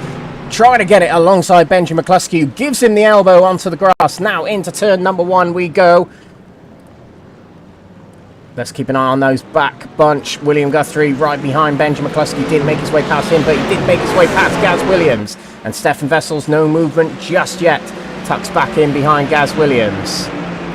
But a good start for David Price. He moves away up front here. Meanwhile, silver category, Wojciech Kurp diving move to the inside, and that's a spin right in front of everyone from Elwyn Sykes. And he was helped around, I think, by Wojciech Kurp, but somehow the silver category gets through safe, including our championship leader, Alan McCain. Meanwhile, bronze category, Jochen Seeger leads us into turn number 1. They get through quite safe and sound. Gabriel Papaconstantino trying to keep himself ahead of Matt Gatter, and bronze category get through relatively safely. Meanwhile, this is silver category. Jeffrey Kruger trying to duck under. Sarah McGuinness going into Lesmo 1 and makes it through. Brilliant start to the race for Jeffrey Kruger. Meanwhile, Andrew Pike and Craig Tordock 2 and 3 here. Oh, and there's a spin at the back there. Hang on a minute. I think that's Harry Langford in the wall. We've got to get a replay straight away of that. This is Langford. It looks like he's outside Benji McCluskey on the curb. Oh, the car spins sideways with no grip. He wasn't on an ideal line. Meanwhile, we continue, not quite live, but we continue later on. And that is bad news for Langford. That might be the championship may be done for him. He can't give up. He's got to carry on. He might get some luck in this race too, excuse me. He might get some luck. Meanwhile, whoa, back here, Alan McCain getting a little bit of bumping through the Ascari there from Mark Baker. And that must have been very, very sweaty moment for McCain because the car can let go so easily on under contact here, not only at Monza, but on iRacing. Outside of him is Mark Baker trying to get outside and pass. Let's get off this stupid camera. There we go. But yeah, Harry Langford has reverted to the pits. He's going to get a tow back to the pits, and it's going to lose him a lot of time. Good start to this race for Nigel Stock, though. Him and Wojciech Kurt battling as they go into turn number 1. Took a look, but couldn't quite make the move. Good Wojciech Kurt there. Nigel Stock continues to lead. Meanwhile, bronze category. Nicky Seagate still leads. And that's Adrian Ruiz Hernandez, who's already made moves to get up to second place already in category. Shmoy Samuel alongside. Still alongside. Might be able to challenge going into turn number 2. But Ruiz Hernandez is looking quick tonight, has already moved through the pack rather quickly. Shmoy Samuel later on the brakes and gets it back through into second place. Good move from Shmoy there. David Price, brilliant start to this race. Stretched to a 1 3/4 second lead already. But championship leader William Guthrie already ahead of his rivals and up to 5th place already. Sprint race winner Stefan Vessels up to 8th place. And Benji McCluskey already up to 7th.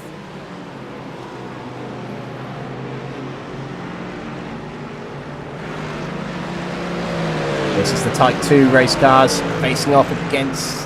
No, it's not. It's... I always get the Type 2 cars and the TSRC cars mixed up a little bit. I do apologise, guys. But this is Jack Pittas challenging for 3rd and 2nd place. Swerving out to defend. It's Craig Twardock. He's forcing Pittas to go to the outside. But can't get alongside and therefore can't get through. Can Jack Pittas at this point.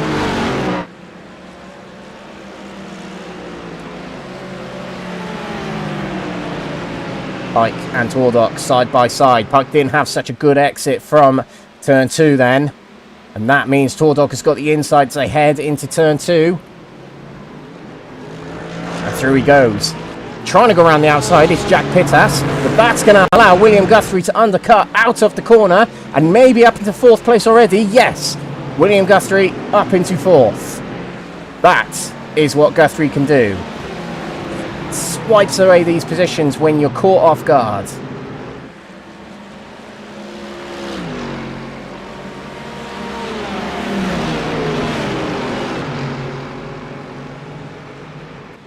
Meanwhile, silver category.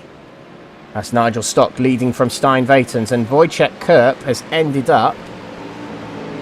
We're not going to be able to get a replay of that, but has ended up out of the race. So that means... Nigel Stock now has Stein Vatens all over his rear. And Jeffrey Kruger, a really good start to this race, already back into the podium spots where of which he finished in the previous race.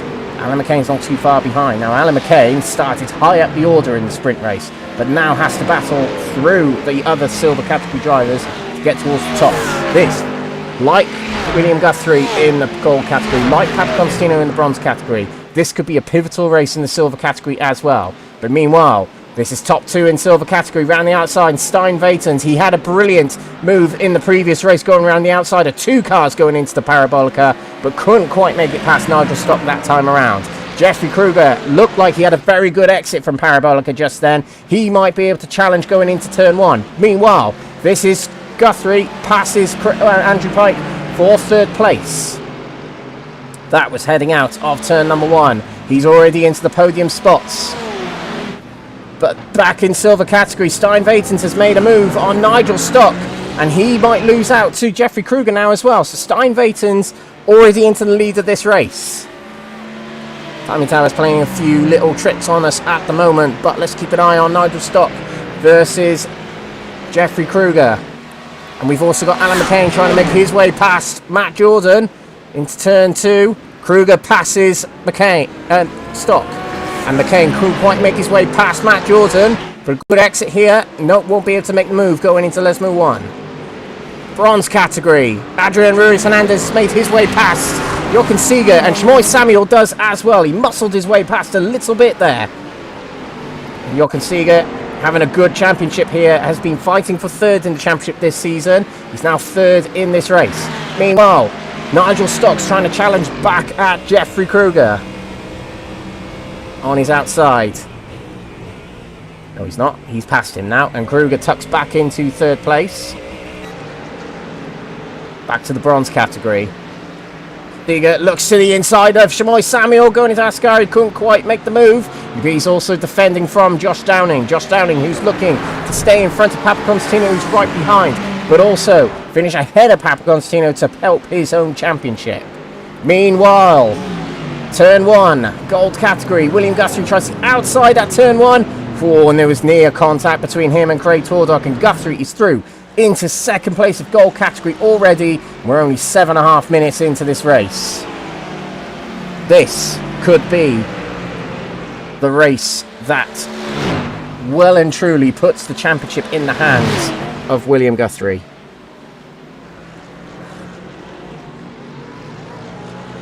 Or in one of his hands anyway. He probably won't be able to secure the championship next week. In fact, I don't think any of these category drivers can do that next week. We'll find out at the end of this live stream if they can win the championship next week. They'll need more than 52 points clear to be able to make it possible to win the championship next week.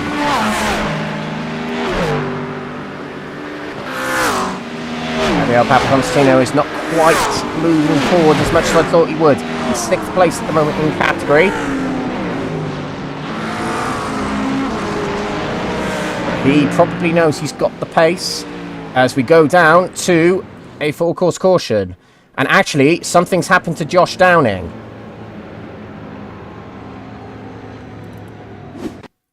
That has caused the safety car here, and that's Papa Constantino is on his inside.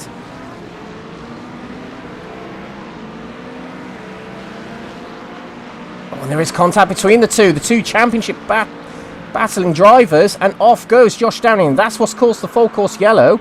So him and Papa Constantino getting together. That could be something that gets looked at by the stewards.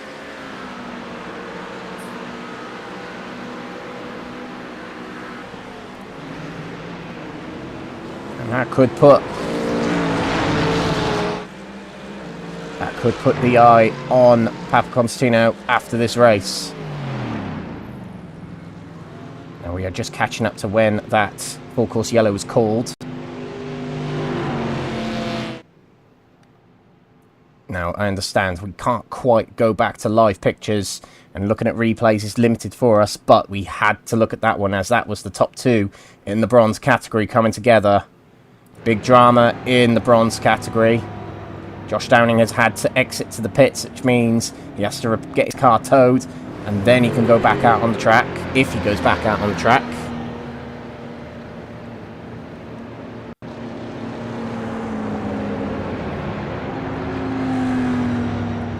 Big drama in the bronze category already. Adrian Ruiz-Hernandez is in the lead of the race. He's been super quick tonight, as we've seen. And I'm not entirely sure why our timing tower is in this order: silver, then gold, then bronze. I'm not entirely sure, but eventually it'll probably sort itself out. Now, deciding to pit already is Craig Tordock, Andrew Pike, Benji McCluskey, Stefan Vessels, and Gaz Williams. Drivers opting to stay out are David Price, William Guthrie, Jack Pittas, and Adam Wilson-Weir. So these drivers who are coming in now, they might be on the limit but it might advantage them, because even if they have to save a little bit of fuel, they'll save a lot of time with the pit stops here. But now we're back under green. Drivers get underway again, and the silver category did not get the opportunity to choose to go in the pits, whereas these gold category drivers did. Now, the only disadvantage for these drivers in gold categories, they might get caught in a little bit of traffic. Andrew Pike is the first to leave the pits. They might have to do a little bit of fuel saving to get themselves to the end. But if there's a driver I trust when it comes to fuel saving and pit strategy, it's always Benji McCluskey. He's always cunning when it comes to fuel saving. But they are mixed in with the crowd here, and they've got to battle their way through. That is going to lose them time. Shimoy Samuel on the restart there has got himself back ahead of Adrian Ruiz Hernandez. So a new leader in the bronze category.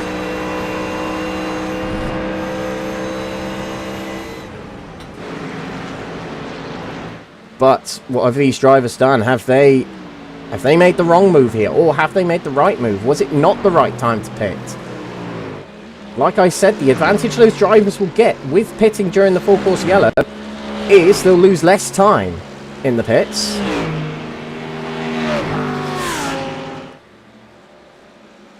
But those drivers that did come in the pits might have to do a bit of fuel saving. So we'll see what happens. Championship leader William Guthrie. I suppose it was one of those situations where do what your championship rival doesn't do. And that might have been what McCluskey was doing there.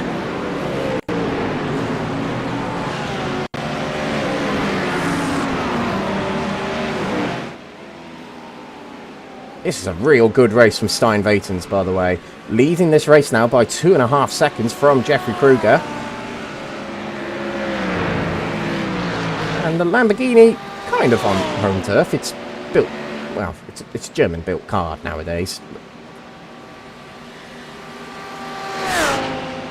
But the Lamborghini, naturally on home turf here, could be a very good win for the Lambos. Meanwhile, this is Matt Jordan making a move on Nigel Stock. Stock has to move off the racing line and defend via the inside of turn 2. Sticking to the outside is Matt Jordan. And Alan McCain trying to sneak it around the outside of his teammate. And Matt Jordan, 3 wide as they head round the Curva Grande. Nigel Stock concedes. And he's down 2 places from those 2 corners. And Alan McCain straight away challenging Matt Jordan for 3rd place, but can't quite make the move. The Ferrari stays in front. Matt Jordan was the feature race winner last week, and he's looking quick again tonight.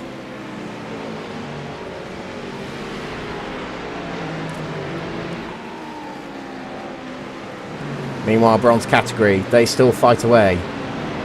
This is Ruiz Hernandez right behind Shimoy Samuel.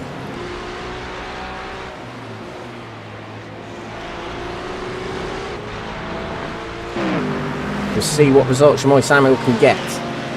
He has had 1 or 2 podiums this season, so we'll see if he can score another tonight. Driver who's on the fringes of the podium right now in this race is Stephen de Crivelia. He got a podium in race 1, sorry, of tonight, as the gold category timing tower decides to sort its life out. But yeah, can Stephen de Crivelia make it a double podium tonight? As Elwin Sykes moves to the side. Is he getting out of the way? Not. Yeah, he is. But this is Ruiz Hernandez on the inside of Shimoy Samuel going into the Parabolica. Shimoy Samuel tried to give as little room as possible, but still providing a little bit. Who's going to have the slipstream down the main straight? It looks like Shimoy Samuel might be able to get a little bit of slipstream from the car in front. That's Craig Tordock. But Ruiz Hernandez is managing to find his way ahead a little bit down the straight. Still holding the inside of Shimoy Samuel. A good exit though from Ruiz Hernandez gets him ahead. And back into the lead of this race goes the Spaniard. Finished 2nd in the sprint race. Can he secure a win in this race?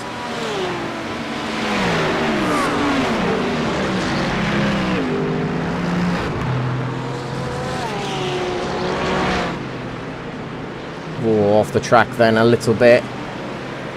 Frantic flash of the lights then from Gives the Crevellia on Harry Langford then, but he's also got Benji McCluskey around, and this is hard times for a bronze category driver when you've got the gold category drivers so eager to make their way past and get themselves back up the grid.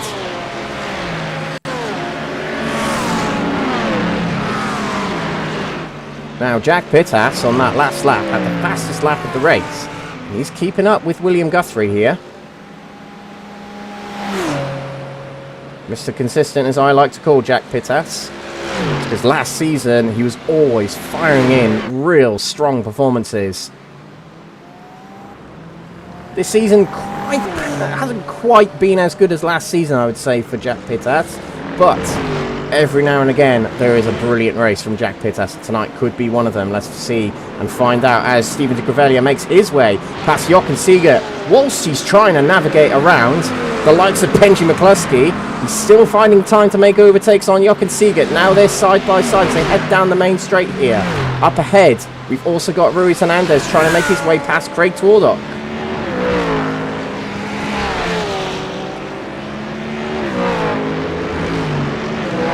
Back there. Whoa, that was a very late braking move. I think that was Wojciech Kurp.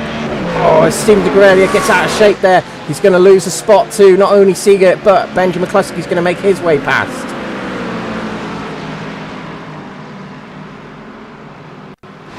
This is real interesting because this is the gold category who pitted earlier in the race, trying to make their way by the bronze category who they themselves are battling for their positions. Wojciech Kurp on the inside of Stephen de Crevellia. Wojciech Kurp is a lap down, but he's still mixing it in with these guys. Inside of Stephen de Crevellia again, and now that's a spin from de Crevellia. I think there was contact between him and Wojciech Kurp. And that is a huge loss of positions for Stephen de Crevellia.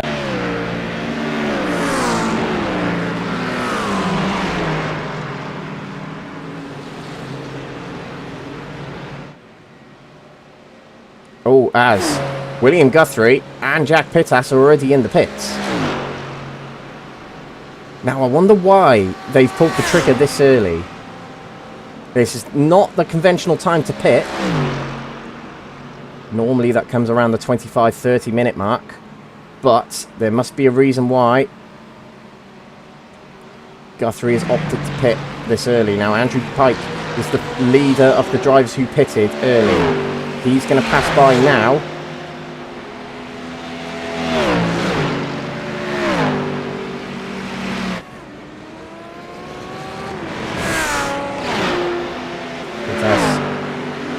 Guthrie's still in the pits. They move out now. They will concede positions to McCluskey. Perhaps they're just trying to eliminate more damage from that full force yellow stop that the other drivers may have advantaged from. And you can see here they've advantaged from that. They're past, well and truly past Guthrie.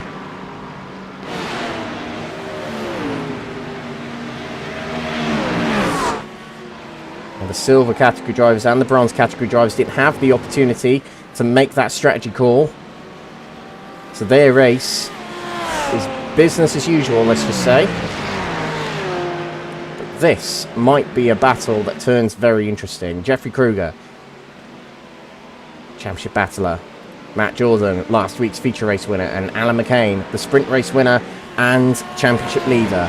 This could be a three-way fight. We're all here to witness. And we'll see what happens to Stein Vatens as well. He's lost a little bit of time to Kruger recently.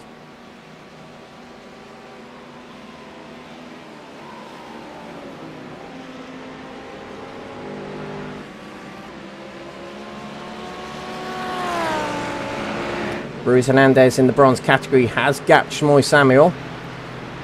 And that's good news for him. It means he can stretch points in this race for the title. Now, Ruiz Hernandez is probably more so going for third in the championship.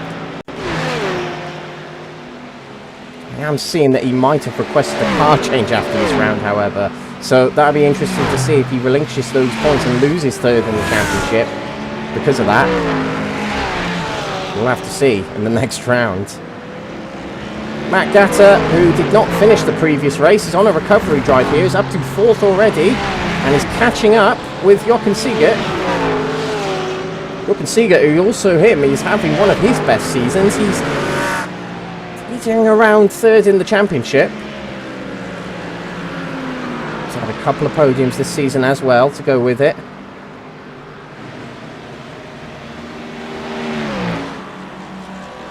Championship leader, Gabriele Papaconstantino. Now, the pressure is slightly off in that Josh Downing has resumed in this race, but is a long way down. So, Papaconstantino's points... Well, his points are fairly safe, but if a penalty comes Papaconstantino's way for the incident earlier... Here is the signal on this file is not great, I must confess. Oof. But, yeah, Papaconstantino needs to probably get higher positions, so if a penalty does come his way, it protects him a little bit from losing points to Josh Downing, but he did have a good sprint race. So, we'll see if Papaconstantino is just in a little bit of a relaxed phase right now in this race, just trying to take it one lap at a time.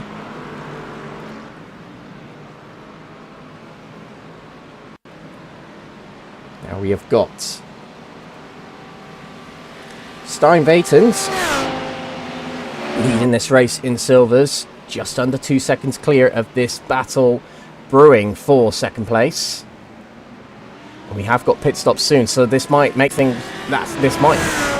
shuffle up a little bit. Now, the advantage of McCain being at the back of this is he can save a little bit of fuel. If there's going to be a track where you can save a little bit of fuel by coasting before braking, it's going to be Monza.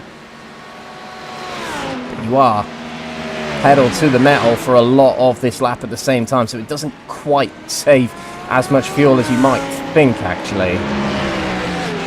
But we'll see if they have differing lap times where they come into the pits.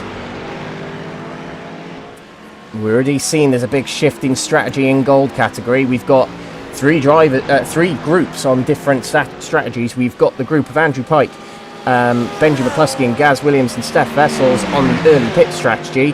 The mid-pit strategy is Guthrie and Jack Pittas, who have conceded more time, but try and damage limitation there by pitting it a bit earlier. And you've got at the front David Price, Adam Wilson-Weir and Phil McDougall, who are on the very much the going long strategy. But I do think it's Andrew Pike who's net first of these gold category drivers.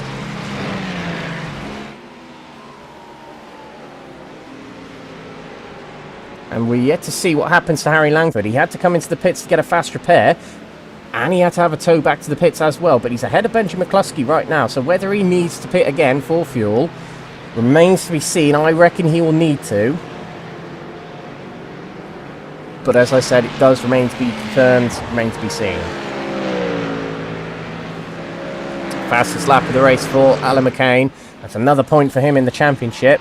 Now his rival is ahead of him, but if there's anything you've got to learn in this championship is slowly catch your monkey.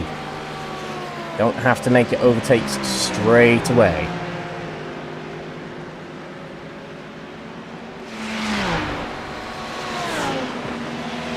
Right, patient driver is Alan McCain.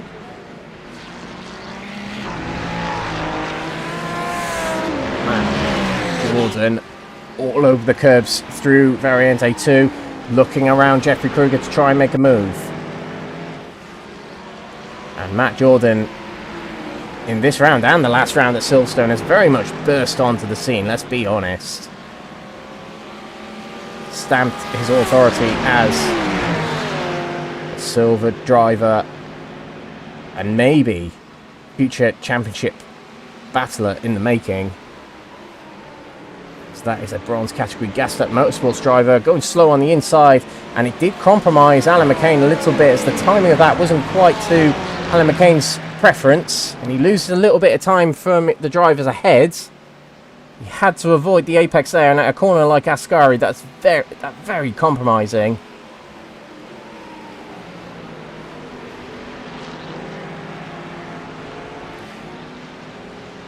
Line abreast between Benji McCluskey, Gaz Williams and Stefan Vessels, the sprint race winner, as we see in the pits, silver category drivers Stein-Vatens and Jeffrey Kruger. We are around that time where the pit stops start happening. Now, these two are at the front of the field.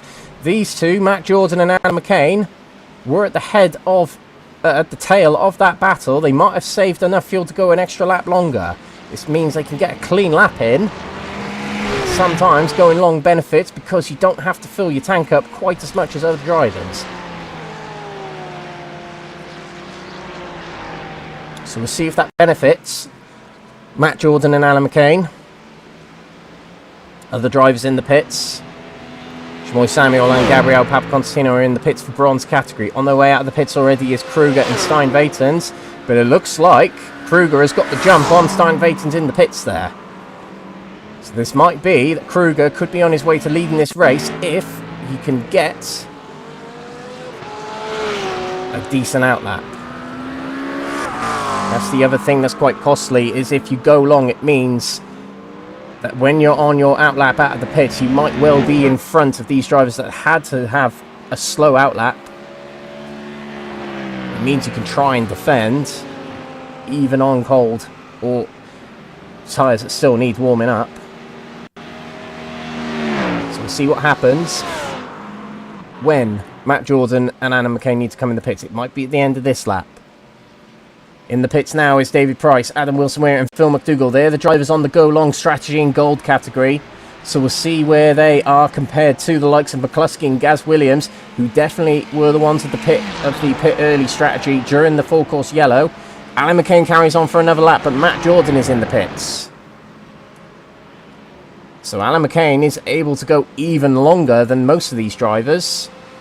In fact, he's the only driver who's gone on this far. Maybe with the exception of Andrew Pike, I'm not entirely sure. But let's keep an eye on things as Benji McCluskey is coming through, and he is going to make his way past the previous leaders in gold category. David Price exits the pits now. But we still got Andrew Pike and Harry Langford still out there. Now I think Andrew Pike is yet to pit. Let's have a look. Lap 5 of this race. Now he pitted at the same time as Benji McCluskey, so he is the net leader of this race by quite a margin as well. But Alan McCain is the one that goes longest of the majority. Now let's have a look. Jeffrey Kruger, he's got himself in front of Matt Jordan, or stays in front of Matt Jordan, but Matt Jordan is in front of Stein-Vatens, who was the leader of silver category before the pits stop started. Jeffrey Kruger, if this is anything to go by, he might end up leading this race, as it looks like he's had a very good outlap, and he stayed in front, if not extended his gap to Matt Jordan, and Matt Jordan was ahead of Alan McCain previously. So, let's see what happens. Alan McCain will come into the pits very shortly.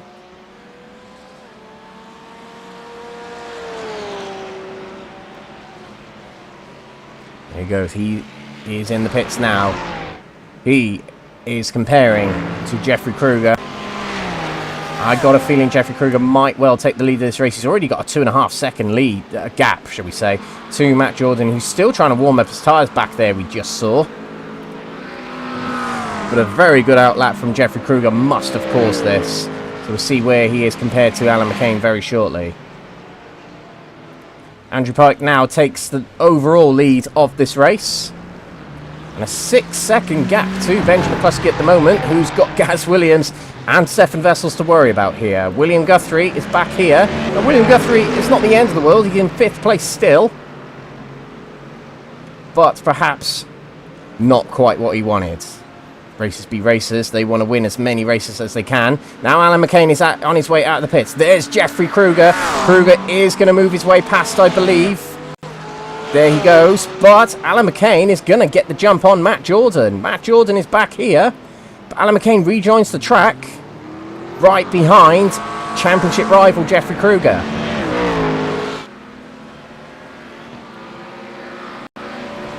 And meanwhile, in bronze category, Ruiz Hernandez hangs on to first in bronze category and now has a gap of 7.5 seconds to Shimoy Samuel. And he has a gap of a few seconds over Jochen Siegert. Stephen de Gravellia trying to recover a bit of the race here. Did have a spin earlier on. He's back up to 4th place, which is rather good.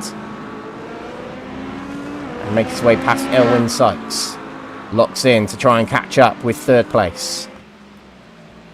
But this... well, we'll see what happens to Andrew Pike in the long run here. But this could be brilliant. In the form of pitting early. Advantaging from the full course yellow.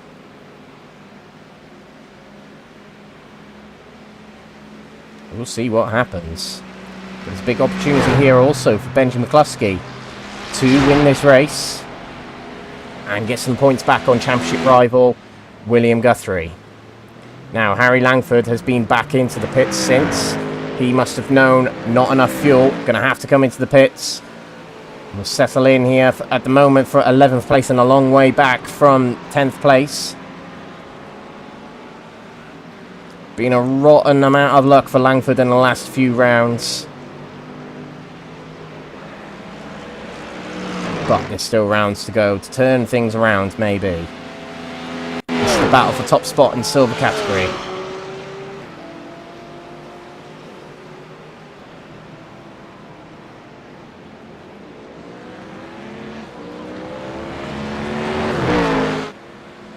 Will they fight for position? Like I said, racers be racers, and they will fight for position. They will go for whatever position they can get a sniff at. Right to the rear of the Mustang is Alan McCain. Hungry for a championship in silver category.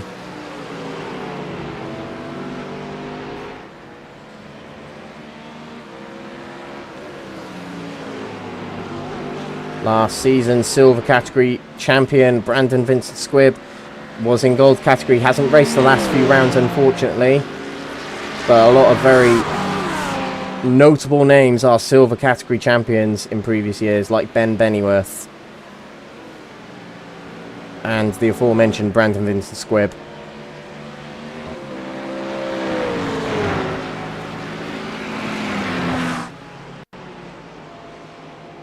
Now, we have to turn our attention here, as this is Gaz Williams making a move on Benji McCluskey, and I think he's through. There we go. Could that be a tactical swap of positions? Gaz Williams might be quicker of the two and might be able to help them catch up towards Andrew Pike, who's 6.5 seconds up the road. Now, the last lap, they were more than half a second quicker than Andrew Pike, 0.6 quicker. So if they swap positions and they can go even quicker, they might be able to claw that gap down.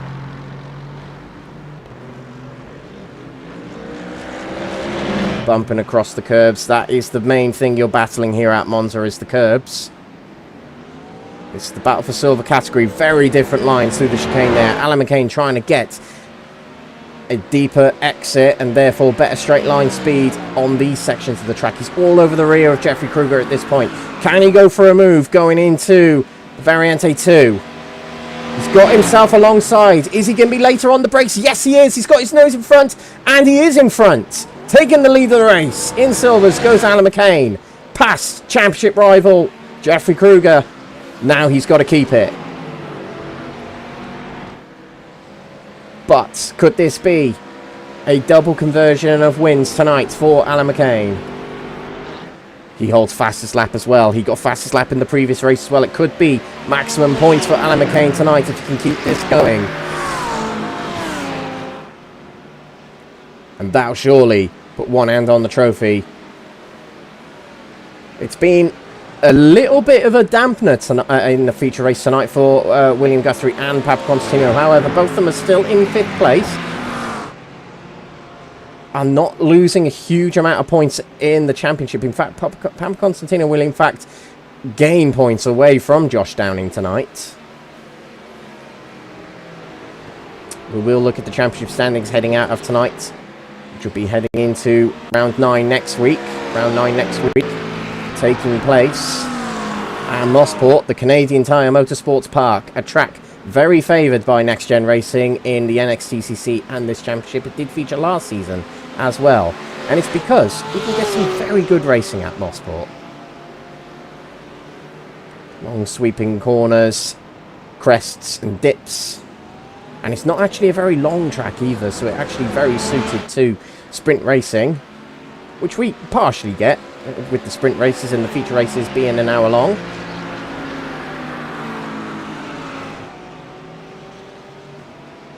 Now, we're going to turn our attention to bronze category as Alan McCain is stretching the gap to Kruger, but a battle for second place might be ensuing here shortly between Shamoy Samuel and Jochen Siegert. Oh, as Jochen Siegert makes a little mistake heading out of turn number 2, but he might be able to catch back up with Shamoy Samuel, which he has been clawing that gap down in the last couple of laps. And Stephen de Gravelia has actually, last couple of laps, been lapping quicker than Siegert and Samuel, so he might be able to claw that gap down, but he has also got Gabriel Papaconstantino threatening as well. He's less than 2 seconds behind.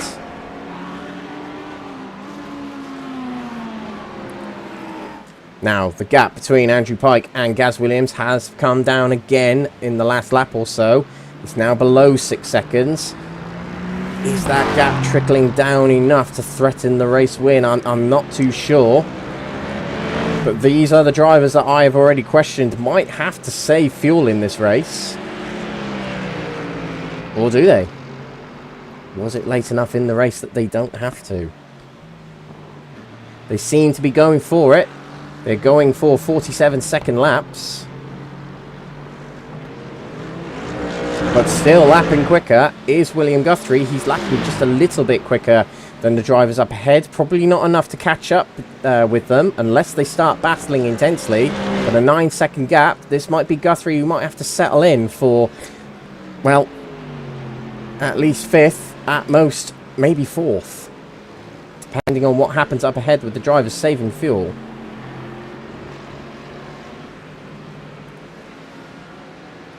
Alan McCain stays relatively safe in the lead of this silver category race. Matt Jordan, he's also put the hammer down and he's catching up with Jeffrey Kruger here.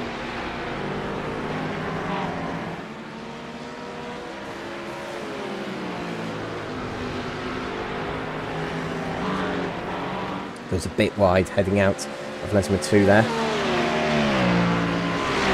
Catching back up with second place following a half spin heading out of turn 2. Jochen Siegert might still be catching up with Shamoy Samuel here. And this could be a good battle for second place on the cards. Stefan Vessels with fastest lap of the race is extremely close to Benji McCluskey, and that is a move round the outside. Might be able to keep the move going to turn 2. Does a little bit of a wiggle out of the corner as well, but he stays in front and he's into the top 3 past Benji McCluskey, who loses more points that he's going to gain on William Guthrie. But there's still time in this race for McCluskey to fight back if he needs to.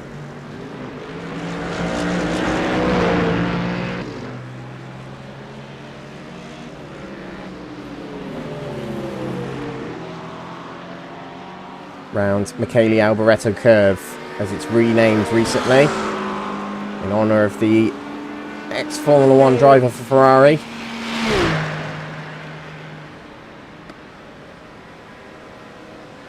What can Jochen Siegert do? Second place tonight will be, I believe, his best result of the season. He's going to take a look.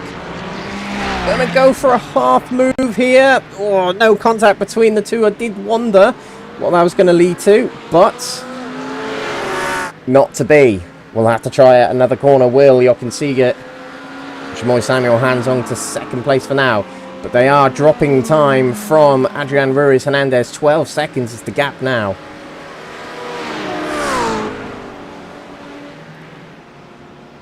Still close between these three. McCain still only less than a second ahead of Kruger, and he is now less than a second ahead of Matt Jordan, who's flying out there. Now, the last lap between these three drivers at the top of Silvers, they're only separated by 7, no, not even that, 6 hundredths of a second. That's really nothing. You can draw that gap with your arms.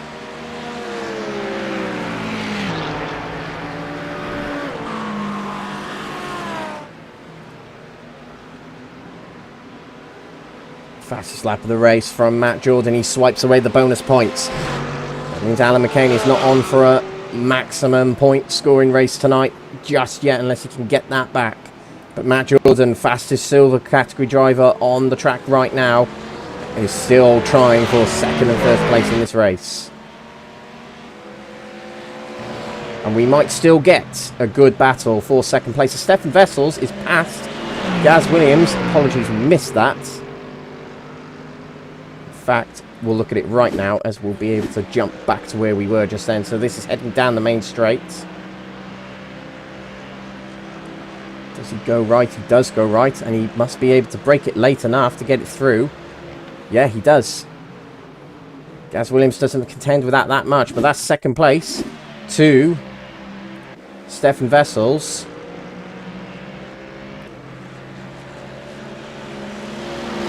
Who has had a huge amount of redemption tonight. He needed a round like this. A switcher car probably has done the trick for him.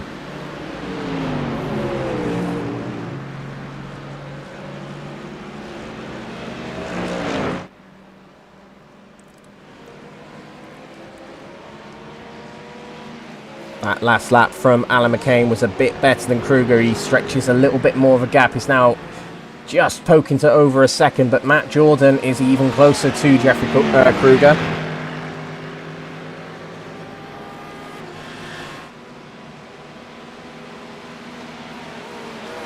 "19 minutes left in this race. We've still got some battles we can look out for that might be on their way. You look at the trajectory of the gaps in bronze category from second to fifth. You could say that Stephen de Gravelia might be able to catch up with Jochen Seeger and Chamoy Samuel. Same with Gabriel Papaconstantino. There could be a four-way battle for second place at some point in this race.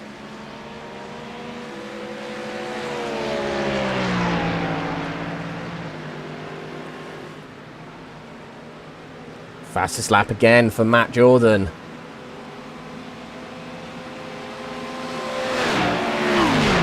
And not only that for these drivers, it's not only the race position, it's not only the championship, but it's team's championship points as well. As that is still very much wide open, but CSA Team Passup, the team of which Jeffrey Kruger is driving for, were the top team heading into tonight. Only just from Type 2 Racing Wolf, their drivers are not having such a good round in gold category, well, in this race right now. Whereas Stefan Vessels and Jeffrey Kruger are second each in their classes respectively.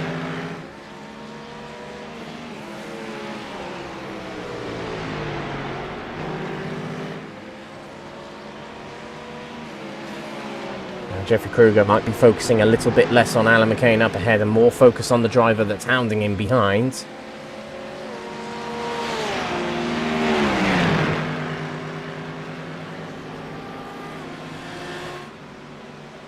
Is he going for it? No, he's just looking to the side, just keeping an eye on where the braking point is and where the corner is. It's easier to see the corner when you poke the car out a little bit.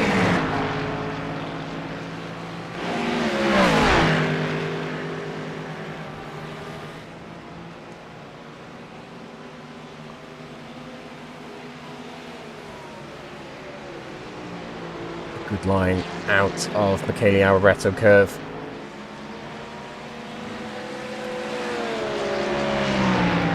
Really not that far behind now. Let's see if this can happen. Heading into turn number one, is gaining on the straight here. Who's later on the brakes? Oh, I think a little bit later on the brakes then was Matt Jordan, but holding the inside for turn two still is Jeffrey Kruger. But now the outside of turn two becomes the inside for turn three. Matt Jordan is through into second place, but can he hold it? Is Jeffrey Kruger going to respond here? In fact, Matt Jordan might have had the better exit. They lost a little bit of time, about half a second to Alan McCain there. But Matt Jordan won't care. He's got the position. And he holds it going into the second chicane. And he's already gapping Jeffrey Kruger. So, is the battle for the win on for Matt Jordan here? He's got 15 minutes to catch Alan McCain. Can Jordan make it a repeat feature race win? From Silverstone last week to Monza this week.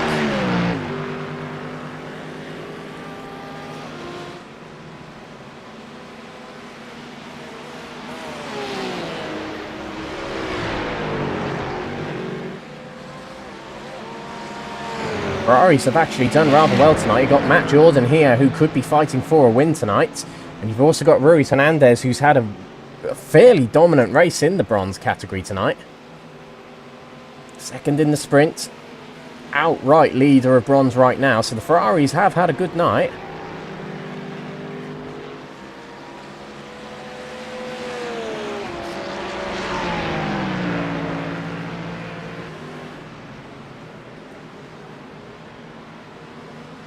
But fastest lap on that last lap was Alan McCain, and that's because Matt Jordan and Jeffrey Kruger were battling. Let's see what happens on the next lap between them two. We'll come back to it very shortly. Still very close between these three. Stefan Vessels, Gaz Williams and Benji McCluskey.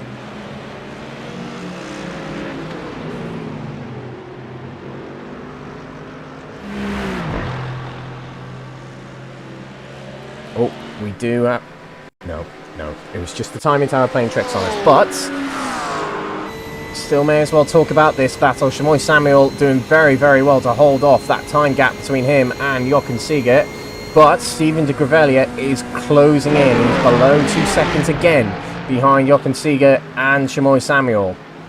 And Gabriel Papaconstantino is not quite threatening these three up ahead.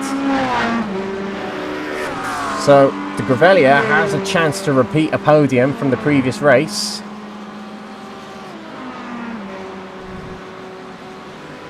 And Jochen Siegert, if he can get a good result tonight. I think if, in fact, my intel that Ruiz Hernandez is switching cars is true, Jochen Siegert might well be able to challenge for third in the championship. Might not be on his mind,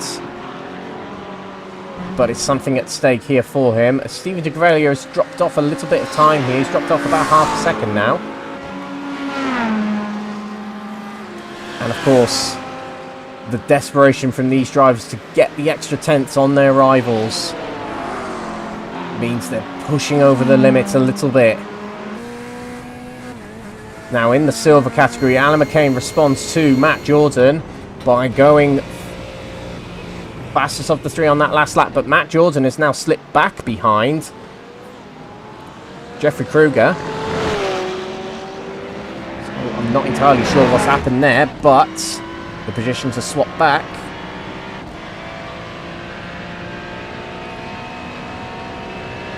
And that helps out Alan McCain, as now it is a gap of more than 3 seconds, so that can relax McCain quite a bit. He's still going to keep his pace up. You see him hammering over the curbs, actually.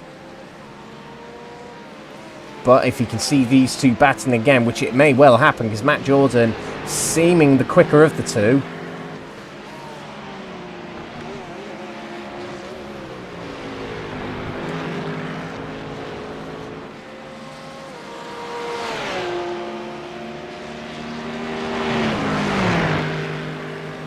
Other than this, there's not a whole lot going on the track. Stefan Vessels, Gaz Williams and McCluskey at a bit of a stalemate. They are lapping considerably quicker than Andrew Pike, though, who that last lap was more than 3/4 of a second slower than Stefan Vessels, Gaz Williams and Benji McCluskey. And this might be why they're in the order they're in. Maybe. I'm not entirely sure. Maybe they're working together to catch up with Andrew Pike.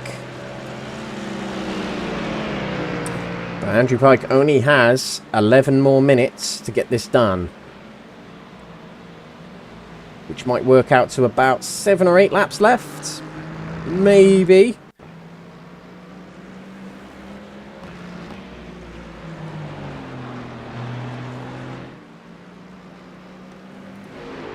We have got a battle for 7th here in silver category. This is Nigel Stock versus Zara McGuinness. They've got Sean Shute ahead of them as well.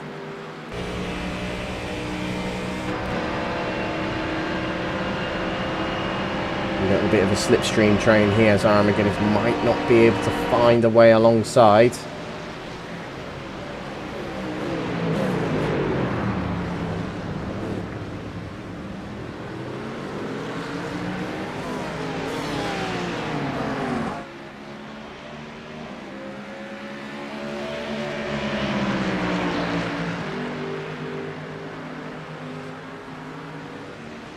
Nigel Stock here, not too far behind Sean Shute. Looking around, 2 Mustangs head past us. No move yet from Nigel Stock. But this is getting close. Stephen de Grevelier is clawing the time down between him and Jochen Seeger, and Jochen Seeger is struggling now to catch back up with Chamoy Samuel again. What Chamoy Samuel will want to see is Jochen Seeger and Stephen de Grevelier to start battling.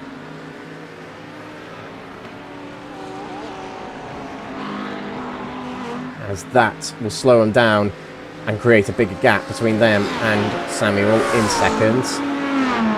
Ruiz Hernandez on his billy out there at the moment.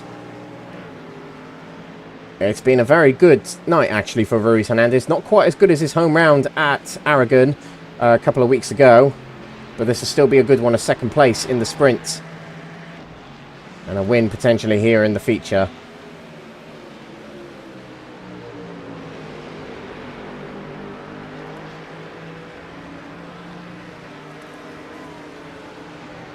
We haven't had movement, it's just the time tower playing tricks on us. Or tricks on me, should we say.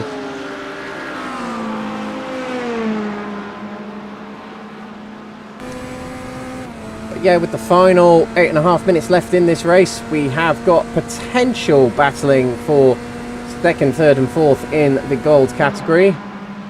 Maybe a battle on the cards for 2nd in silver category, as Alan McCain is extending that gap still. And potentially 2nd, 3rd and 4th in bronze category. Constantino has slowed down a little bit in the last few laps. I just wonder if there's a problem in the car, as this is the pace we're not used to seeing from Papa Constantino. That last lap was 152 and his rivals getting 148s and 149s.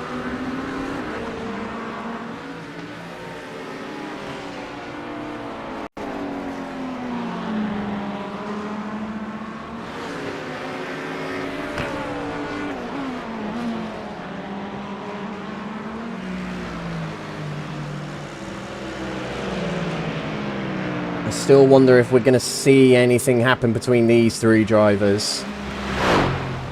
Vessels, Williams and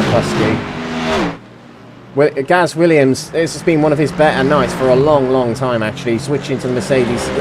Likewise between him and Stefan Vessels, it's probably been a breath of fresh air for them. The Mercedes, I mean, its stock has definitely gone up recently because of Verstappen at the Nürburgring, but also it seems to be the better car right now on iRacing, and it's probably because that Mercedes in real life, particularly represented in the DTM series, who do have an affiliation with DTM now and iRacing.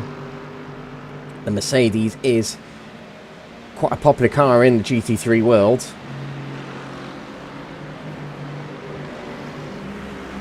Even though it is one of the older cars of this GT3 crop.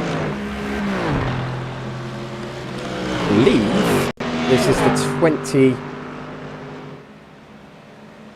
2020 model.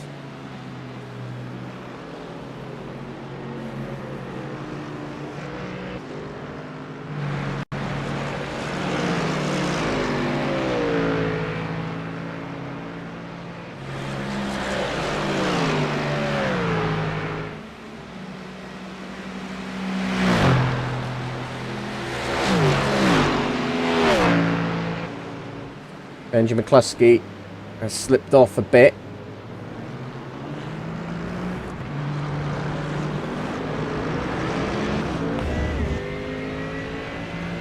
And Gaz Williams can't quite catch up with Stefan Wessels.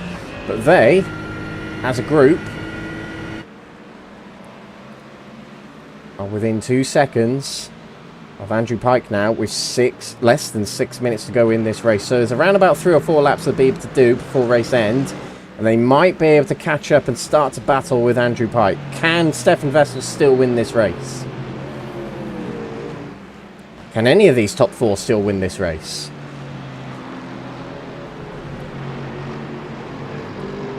We have also got Stephen de Grevelier challenging for the podium on Jochen Siegert.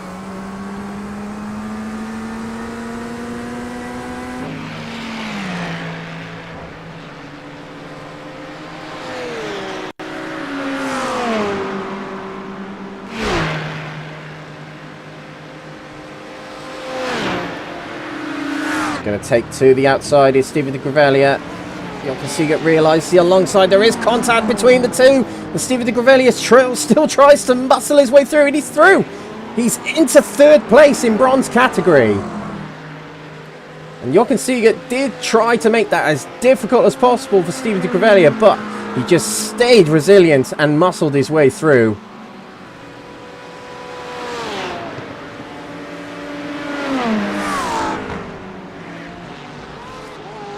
So it changes in the top 3. And Chamoy Samuel, he might be safe now as there's 4 minutes to go. But he would have had one eye on the mirror there, just seeing what would have happened to Stephen de Grevelier in that battle there.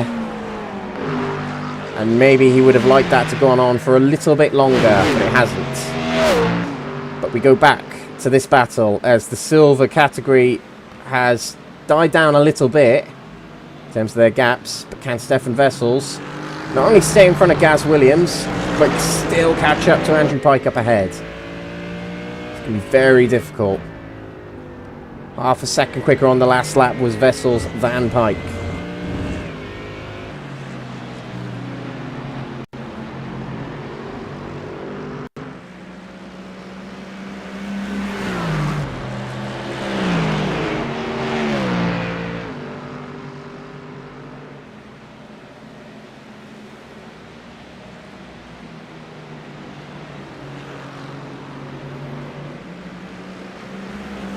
Pike, we haven't really mentioned this much, but not won before in the series. I think this is his first season at Next Gen in the GT3s. I think it is. Maybe did a race or two last season, maybe. My memory's a bit hazy right now. But this will be a debut win in the series. With 2.5 minutes to go. We'll do one more lap and then another.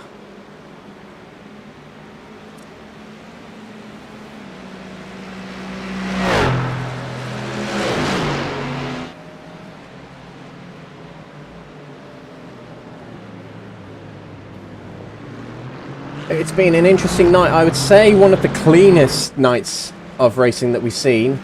But there's been some real good battles out there. And normally Monza is notorious for major incidents and terrible late braking. But actually tonight it has been real good.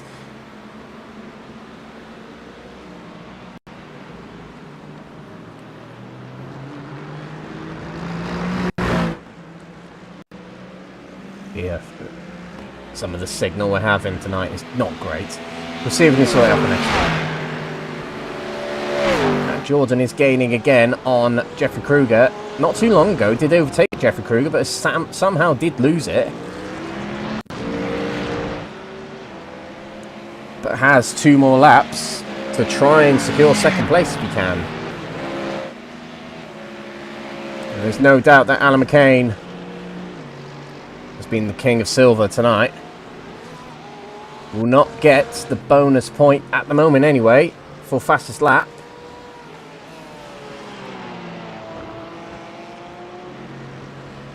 But it'll still be a high point scoring round if you can secure this and tie it up. Jordan, close again. So much curb there at Lesmo too.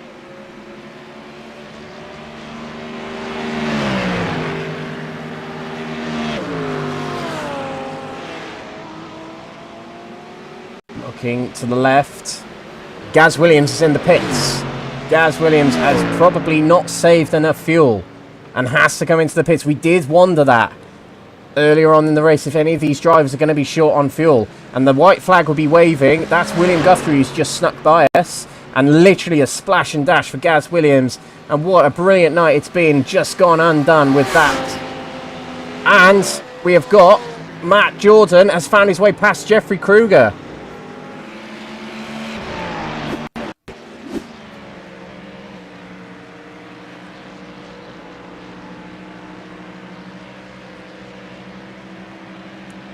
It was heading into Parabolica.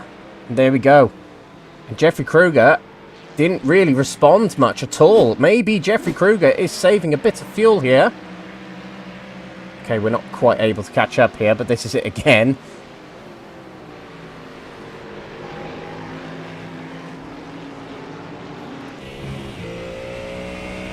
He hasn't gone into the pits, says Kruger.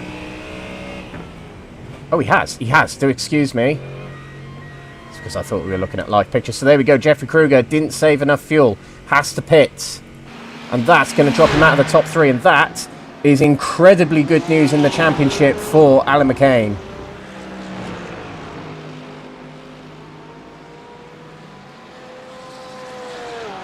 And if we look to silver category as well, Stephen de Gravelia is on the charge here. He's going for second place. So this race is not over by any stretch. I do think, however, Andrew Pike, who's on his final lap right now, might be about to secure his first ever NXTGEN GT3 win.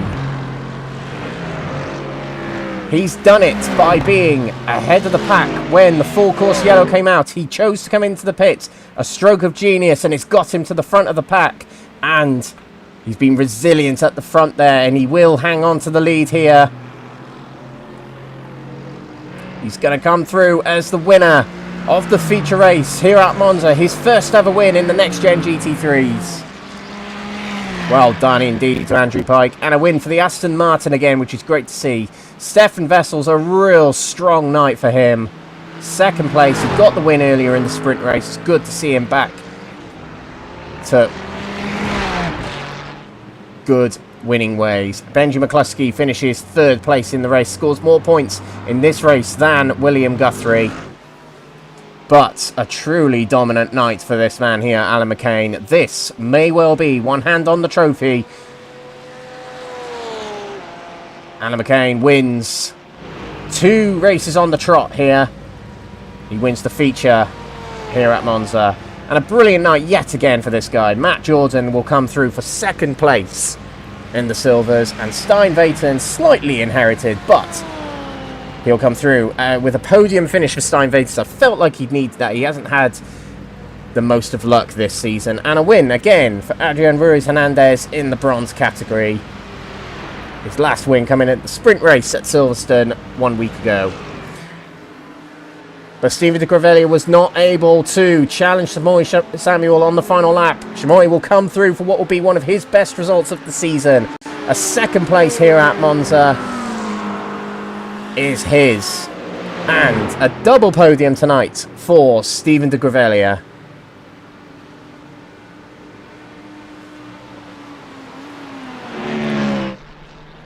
But there's your first time winner tonight, Andrew Pike.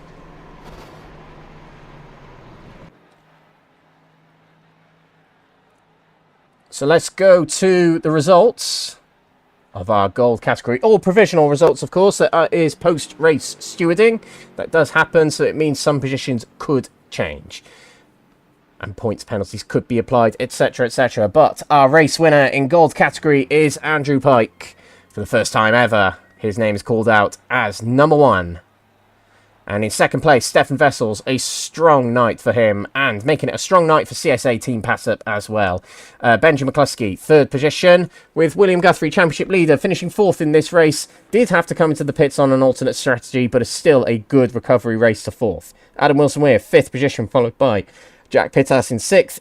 David Price in 7th, Craig Twardock in 8th. Gaz Williams, who had to pit towards the end there for fuel, a splash and dash, finishes 9th in the end. But still, a very strong turn of pace tonight for Gaz Williams, so look out for him for the remainder of the season. Phil McDougall will come through in 10th, and a rotten race for Harry Langford in 11th. In the silver category now, Alan McCain takes a double win tonight. He takes the win in the feature race. Matt Jordan's second position, another strong feature race for him, following his win last time at Silverstone. Stein Vaten's third position, strong night for him as well. Mark Baker in fourth position, followed by Jeffrey Kruger, who did have to have a splash and dash at the end there, finishes fifth in the end. Sixth is Sean Shute, followed by Nigel Stock in seventh, Elwyn Sykes in eighth, Zara McGuinness ninth, Wojciech Kerp in 10th, and Matthew Addy did not finish the race, and neither did Wojciech Kerp, just to mention. In the bronze category, 8 finishers in category here. Well, 7 finishers actually, and 8 starters. Adrian Ruiz-Hernandez, another race win for him. First place and a long way clear of Shamoy Samuel in second place, who just about held off the charging Stephen de Gravelia at the end, who gets a double podium. And Shamoy Samuel, just to mention again, one of his best results of the season. Jochen Seeger at fourth position, followed by Gabriel Papaconstantino, who did not have the best of luck in that race by the looks of it.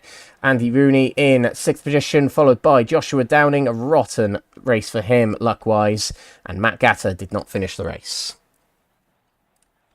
So let's have a look at the championship situation as we head out of tonight, and as we head towards the final 2 rounds of the championship. Only 3 races left to go in this season. So in the gold category, and with drop rounds refreshed and applied, we've got William Guthrie still leading the championship, and that is by a pretty major gap of 26 points. So it's going to take quite a lot to get Guthrie off that top spot there. Benji McCluskey does now take second in the championship following tonight.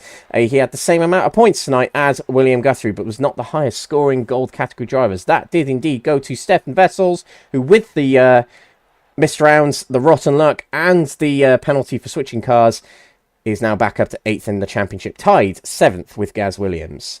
But Harry Langford will drop to 3rd position as a result of tonight's worst round of the season for Harry Langford, unfortunately, but see if he can bounce back next week. Jack Pittas up to 4th position, Mr. Consistent back into his usual spot. And Gavin Gardner, who has had a very good season, is 5th. Did not race tonight, unfortunately. Adam Wilson-Weir 6th, followed by Gaz Williams and Stefan Vessels, who are tied for 7th place. Phil McDougall in 9th and Craig Tordock in 10th position. Over to the silver category now, and it is a 35-point lead for Alan McCain. So if he can, next week, it's going to be very, very difficult to do so, but if he can extend that gap to 52 points by the end of next week, he can win the championship next week if he can do that. He holds that gap over Jeffrey Kruger, who takes back second in the championship tonight, past the absent Paul Williams. Matthew Addy up to 4th place. He'll move past Jonathan Berry despite the bad round for Matthew Addy. Quinton Klumper, who hasn't attended the last few rounds, is in 6th position. Sean Shute 7th, followed by Stein Vatens, who had his best result and best points scoring round of the season. Zara McGuinness is in 9th, followed by Andrew Allen in 10th. Bronze category next, and still leading the championship, of course, is Gabriel Papaconstantino. There might be the incident between him and Josh Downing. A bit of a question mark, but we'll see what happens with the stewards' results. He has a 14-point lead over Josh Downing as we head towards round 9, so it's still fairly close between the two of them. Jochen Seeger, as we mentioned, he was going for 3rd in the championship, but he has got that back. He is 3rd in the championship as we head towards next week. He's got a fairly decent gap of 23 points over Wesley Lewin in 4th position, and Shamoy Samuel, with the best point scoring round of the season, is in 5th. Adrian Ruiz-Hernandez, who has the car penalty minus 50 points, is in 6th position, ahead of Stephen de Gravelia in 7th, Andy Rooney in 8th, Matt Gatter in 9th, and Jonas Andersson, who hasn't attended any rounds since Hockenheim, is 10th. Now, the team's championship. This is going to be an interesting one. Well, okay. So taking more of a lead is CSA Team Pass Up, and they now have a 31-point lead. That is well and truly more in their control as they head to the final 2 rounds, but CSA Team Pass Up with a good round there. Type 2 Racing Wolf in 2nd place, and in 3rd place, my team, Crest Autosport, Crest Autosport A, even though we don't have a B team. Highest scoring points team, highest scoring team in terms of points tonight, with 77 tonight, and they take 3rd in the team's championship. Akuri Col Dwasser in 4th position, and Type 2 Racing IMB in 5th position.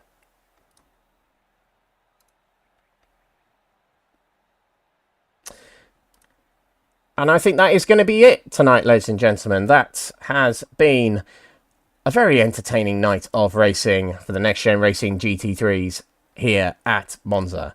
So, where are we off to next? We've got the final sprint race and the final feature race of the season. Round 9 at the Canadian Tire Motorsport Circuit will be round 9 of the championship. That's coming up next Thursday. It will be live from 7:40 UK time, live on Next Gen Racing on Facebook and YouTube. But before we shoot off, let's just give a little bit of a shout out to our partners, sponsors and affiliates here at Next Gen Racing that include PowerMax Racing, Mark Sykes Designs, Benji Sim Photos, Motorsport UK Esports, Sam Cases, Moser Racing, Joyce Design, Falconer PC. And a big thank you to Next Gen for putting on this league. A big thank you to all the admins that helped put the show together as well. If you want to get involved in Next Gen Racing as a driver or a spectator, you can scan the QR code to the upper part of our screen there. That will give you access to Next Gen Racing's Discord server where you can meet the drivers and meet the admins and get involved in the racing. There is the Tuesday night, infamous, world famous NXTCCs, and of course there's this championship on Thursdays, and more new leagues to come in the future that will be announced on Discord. If the QR code does not work for you, you cannot access it, please click the link in the description of this video. But for now, this has been the Next Gen Racing GT3 Season 9, Round 8 at Monza. Big congratulations to our race winners tonight that were Andrew Pike in gold category in the feature race, Stefan Vessels in the sprint race, Alan McCain in both races tonight in silver category, Adrian Ruiz Hernandez in the feature race of bronze category, and Gabriel Papaconstantino in the sprint race. I've been Alex Everett, your commentator tonight, and this has been Next Gen Racing. We'll see you next week at Mosport. Thank you for tuning in. Until next time, that's all from us here at Next Gen Racing, the home of clean and fair sim racing for all.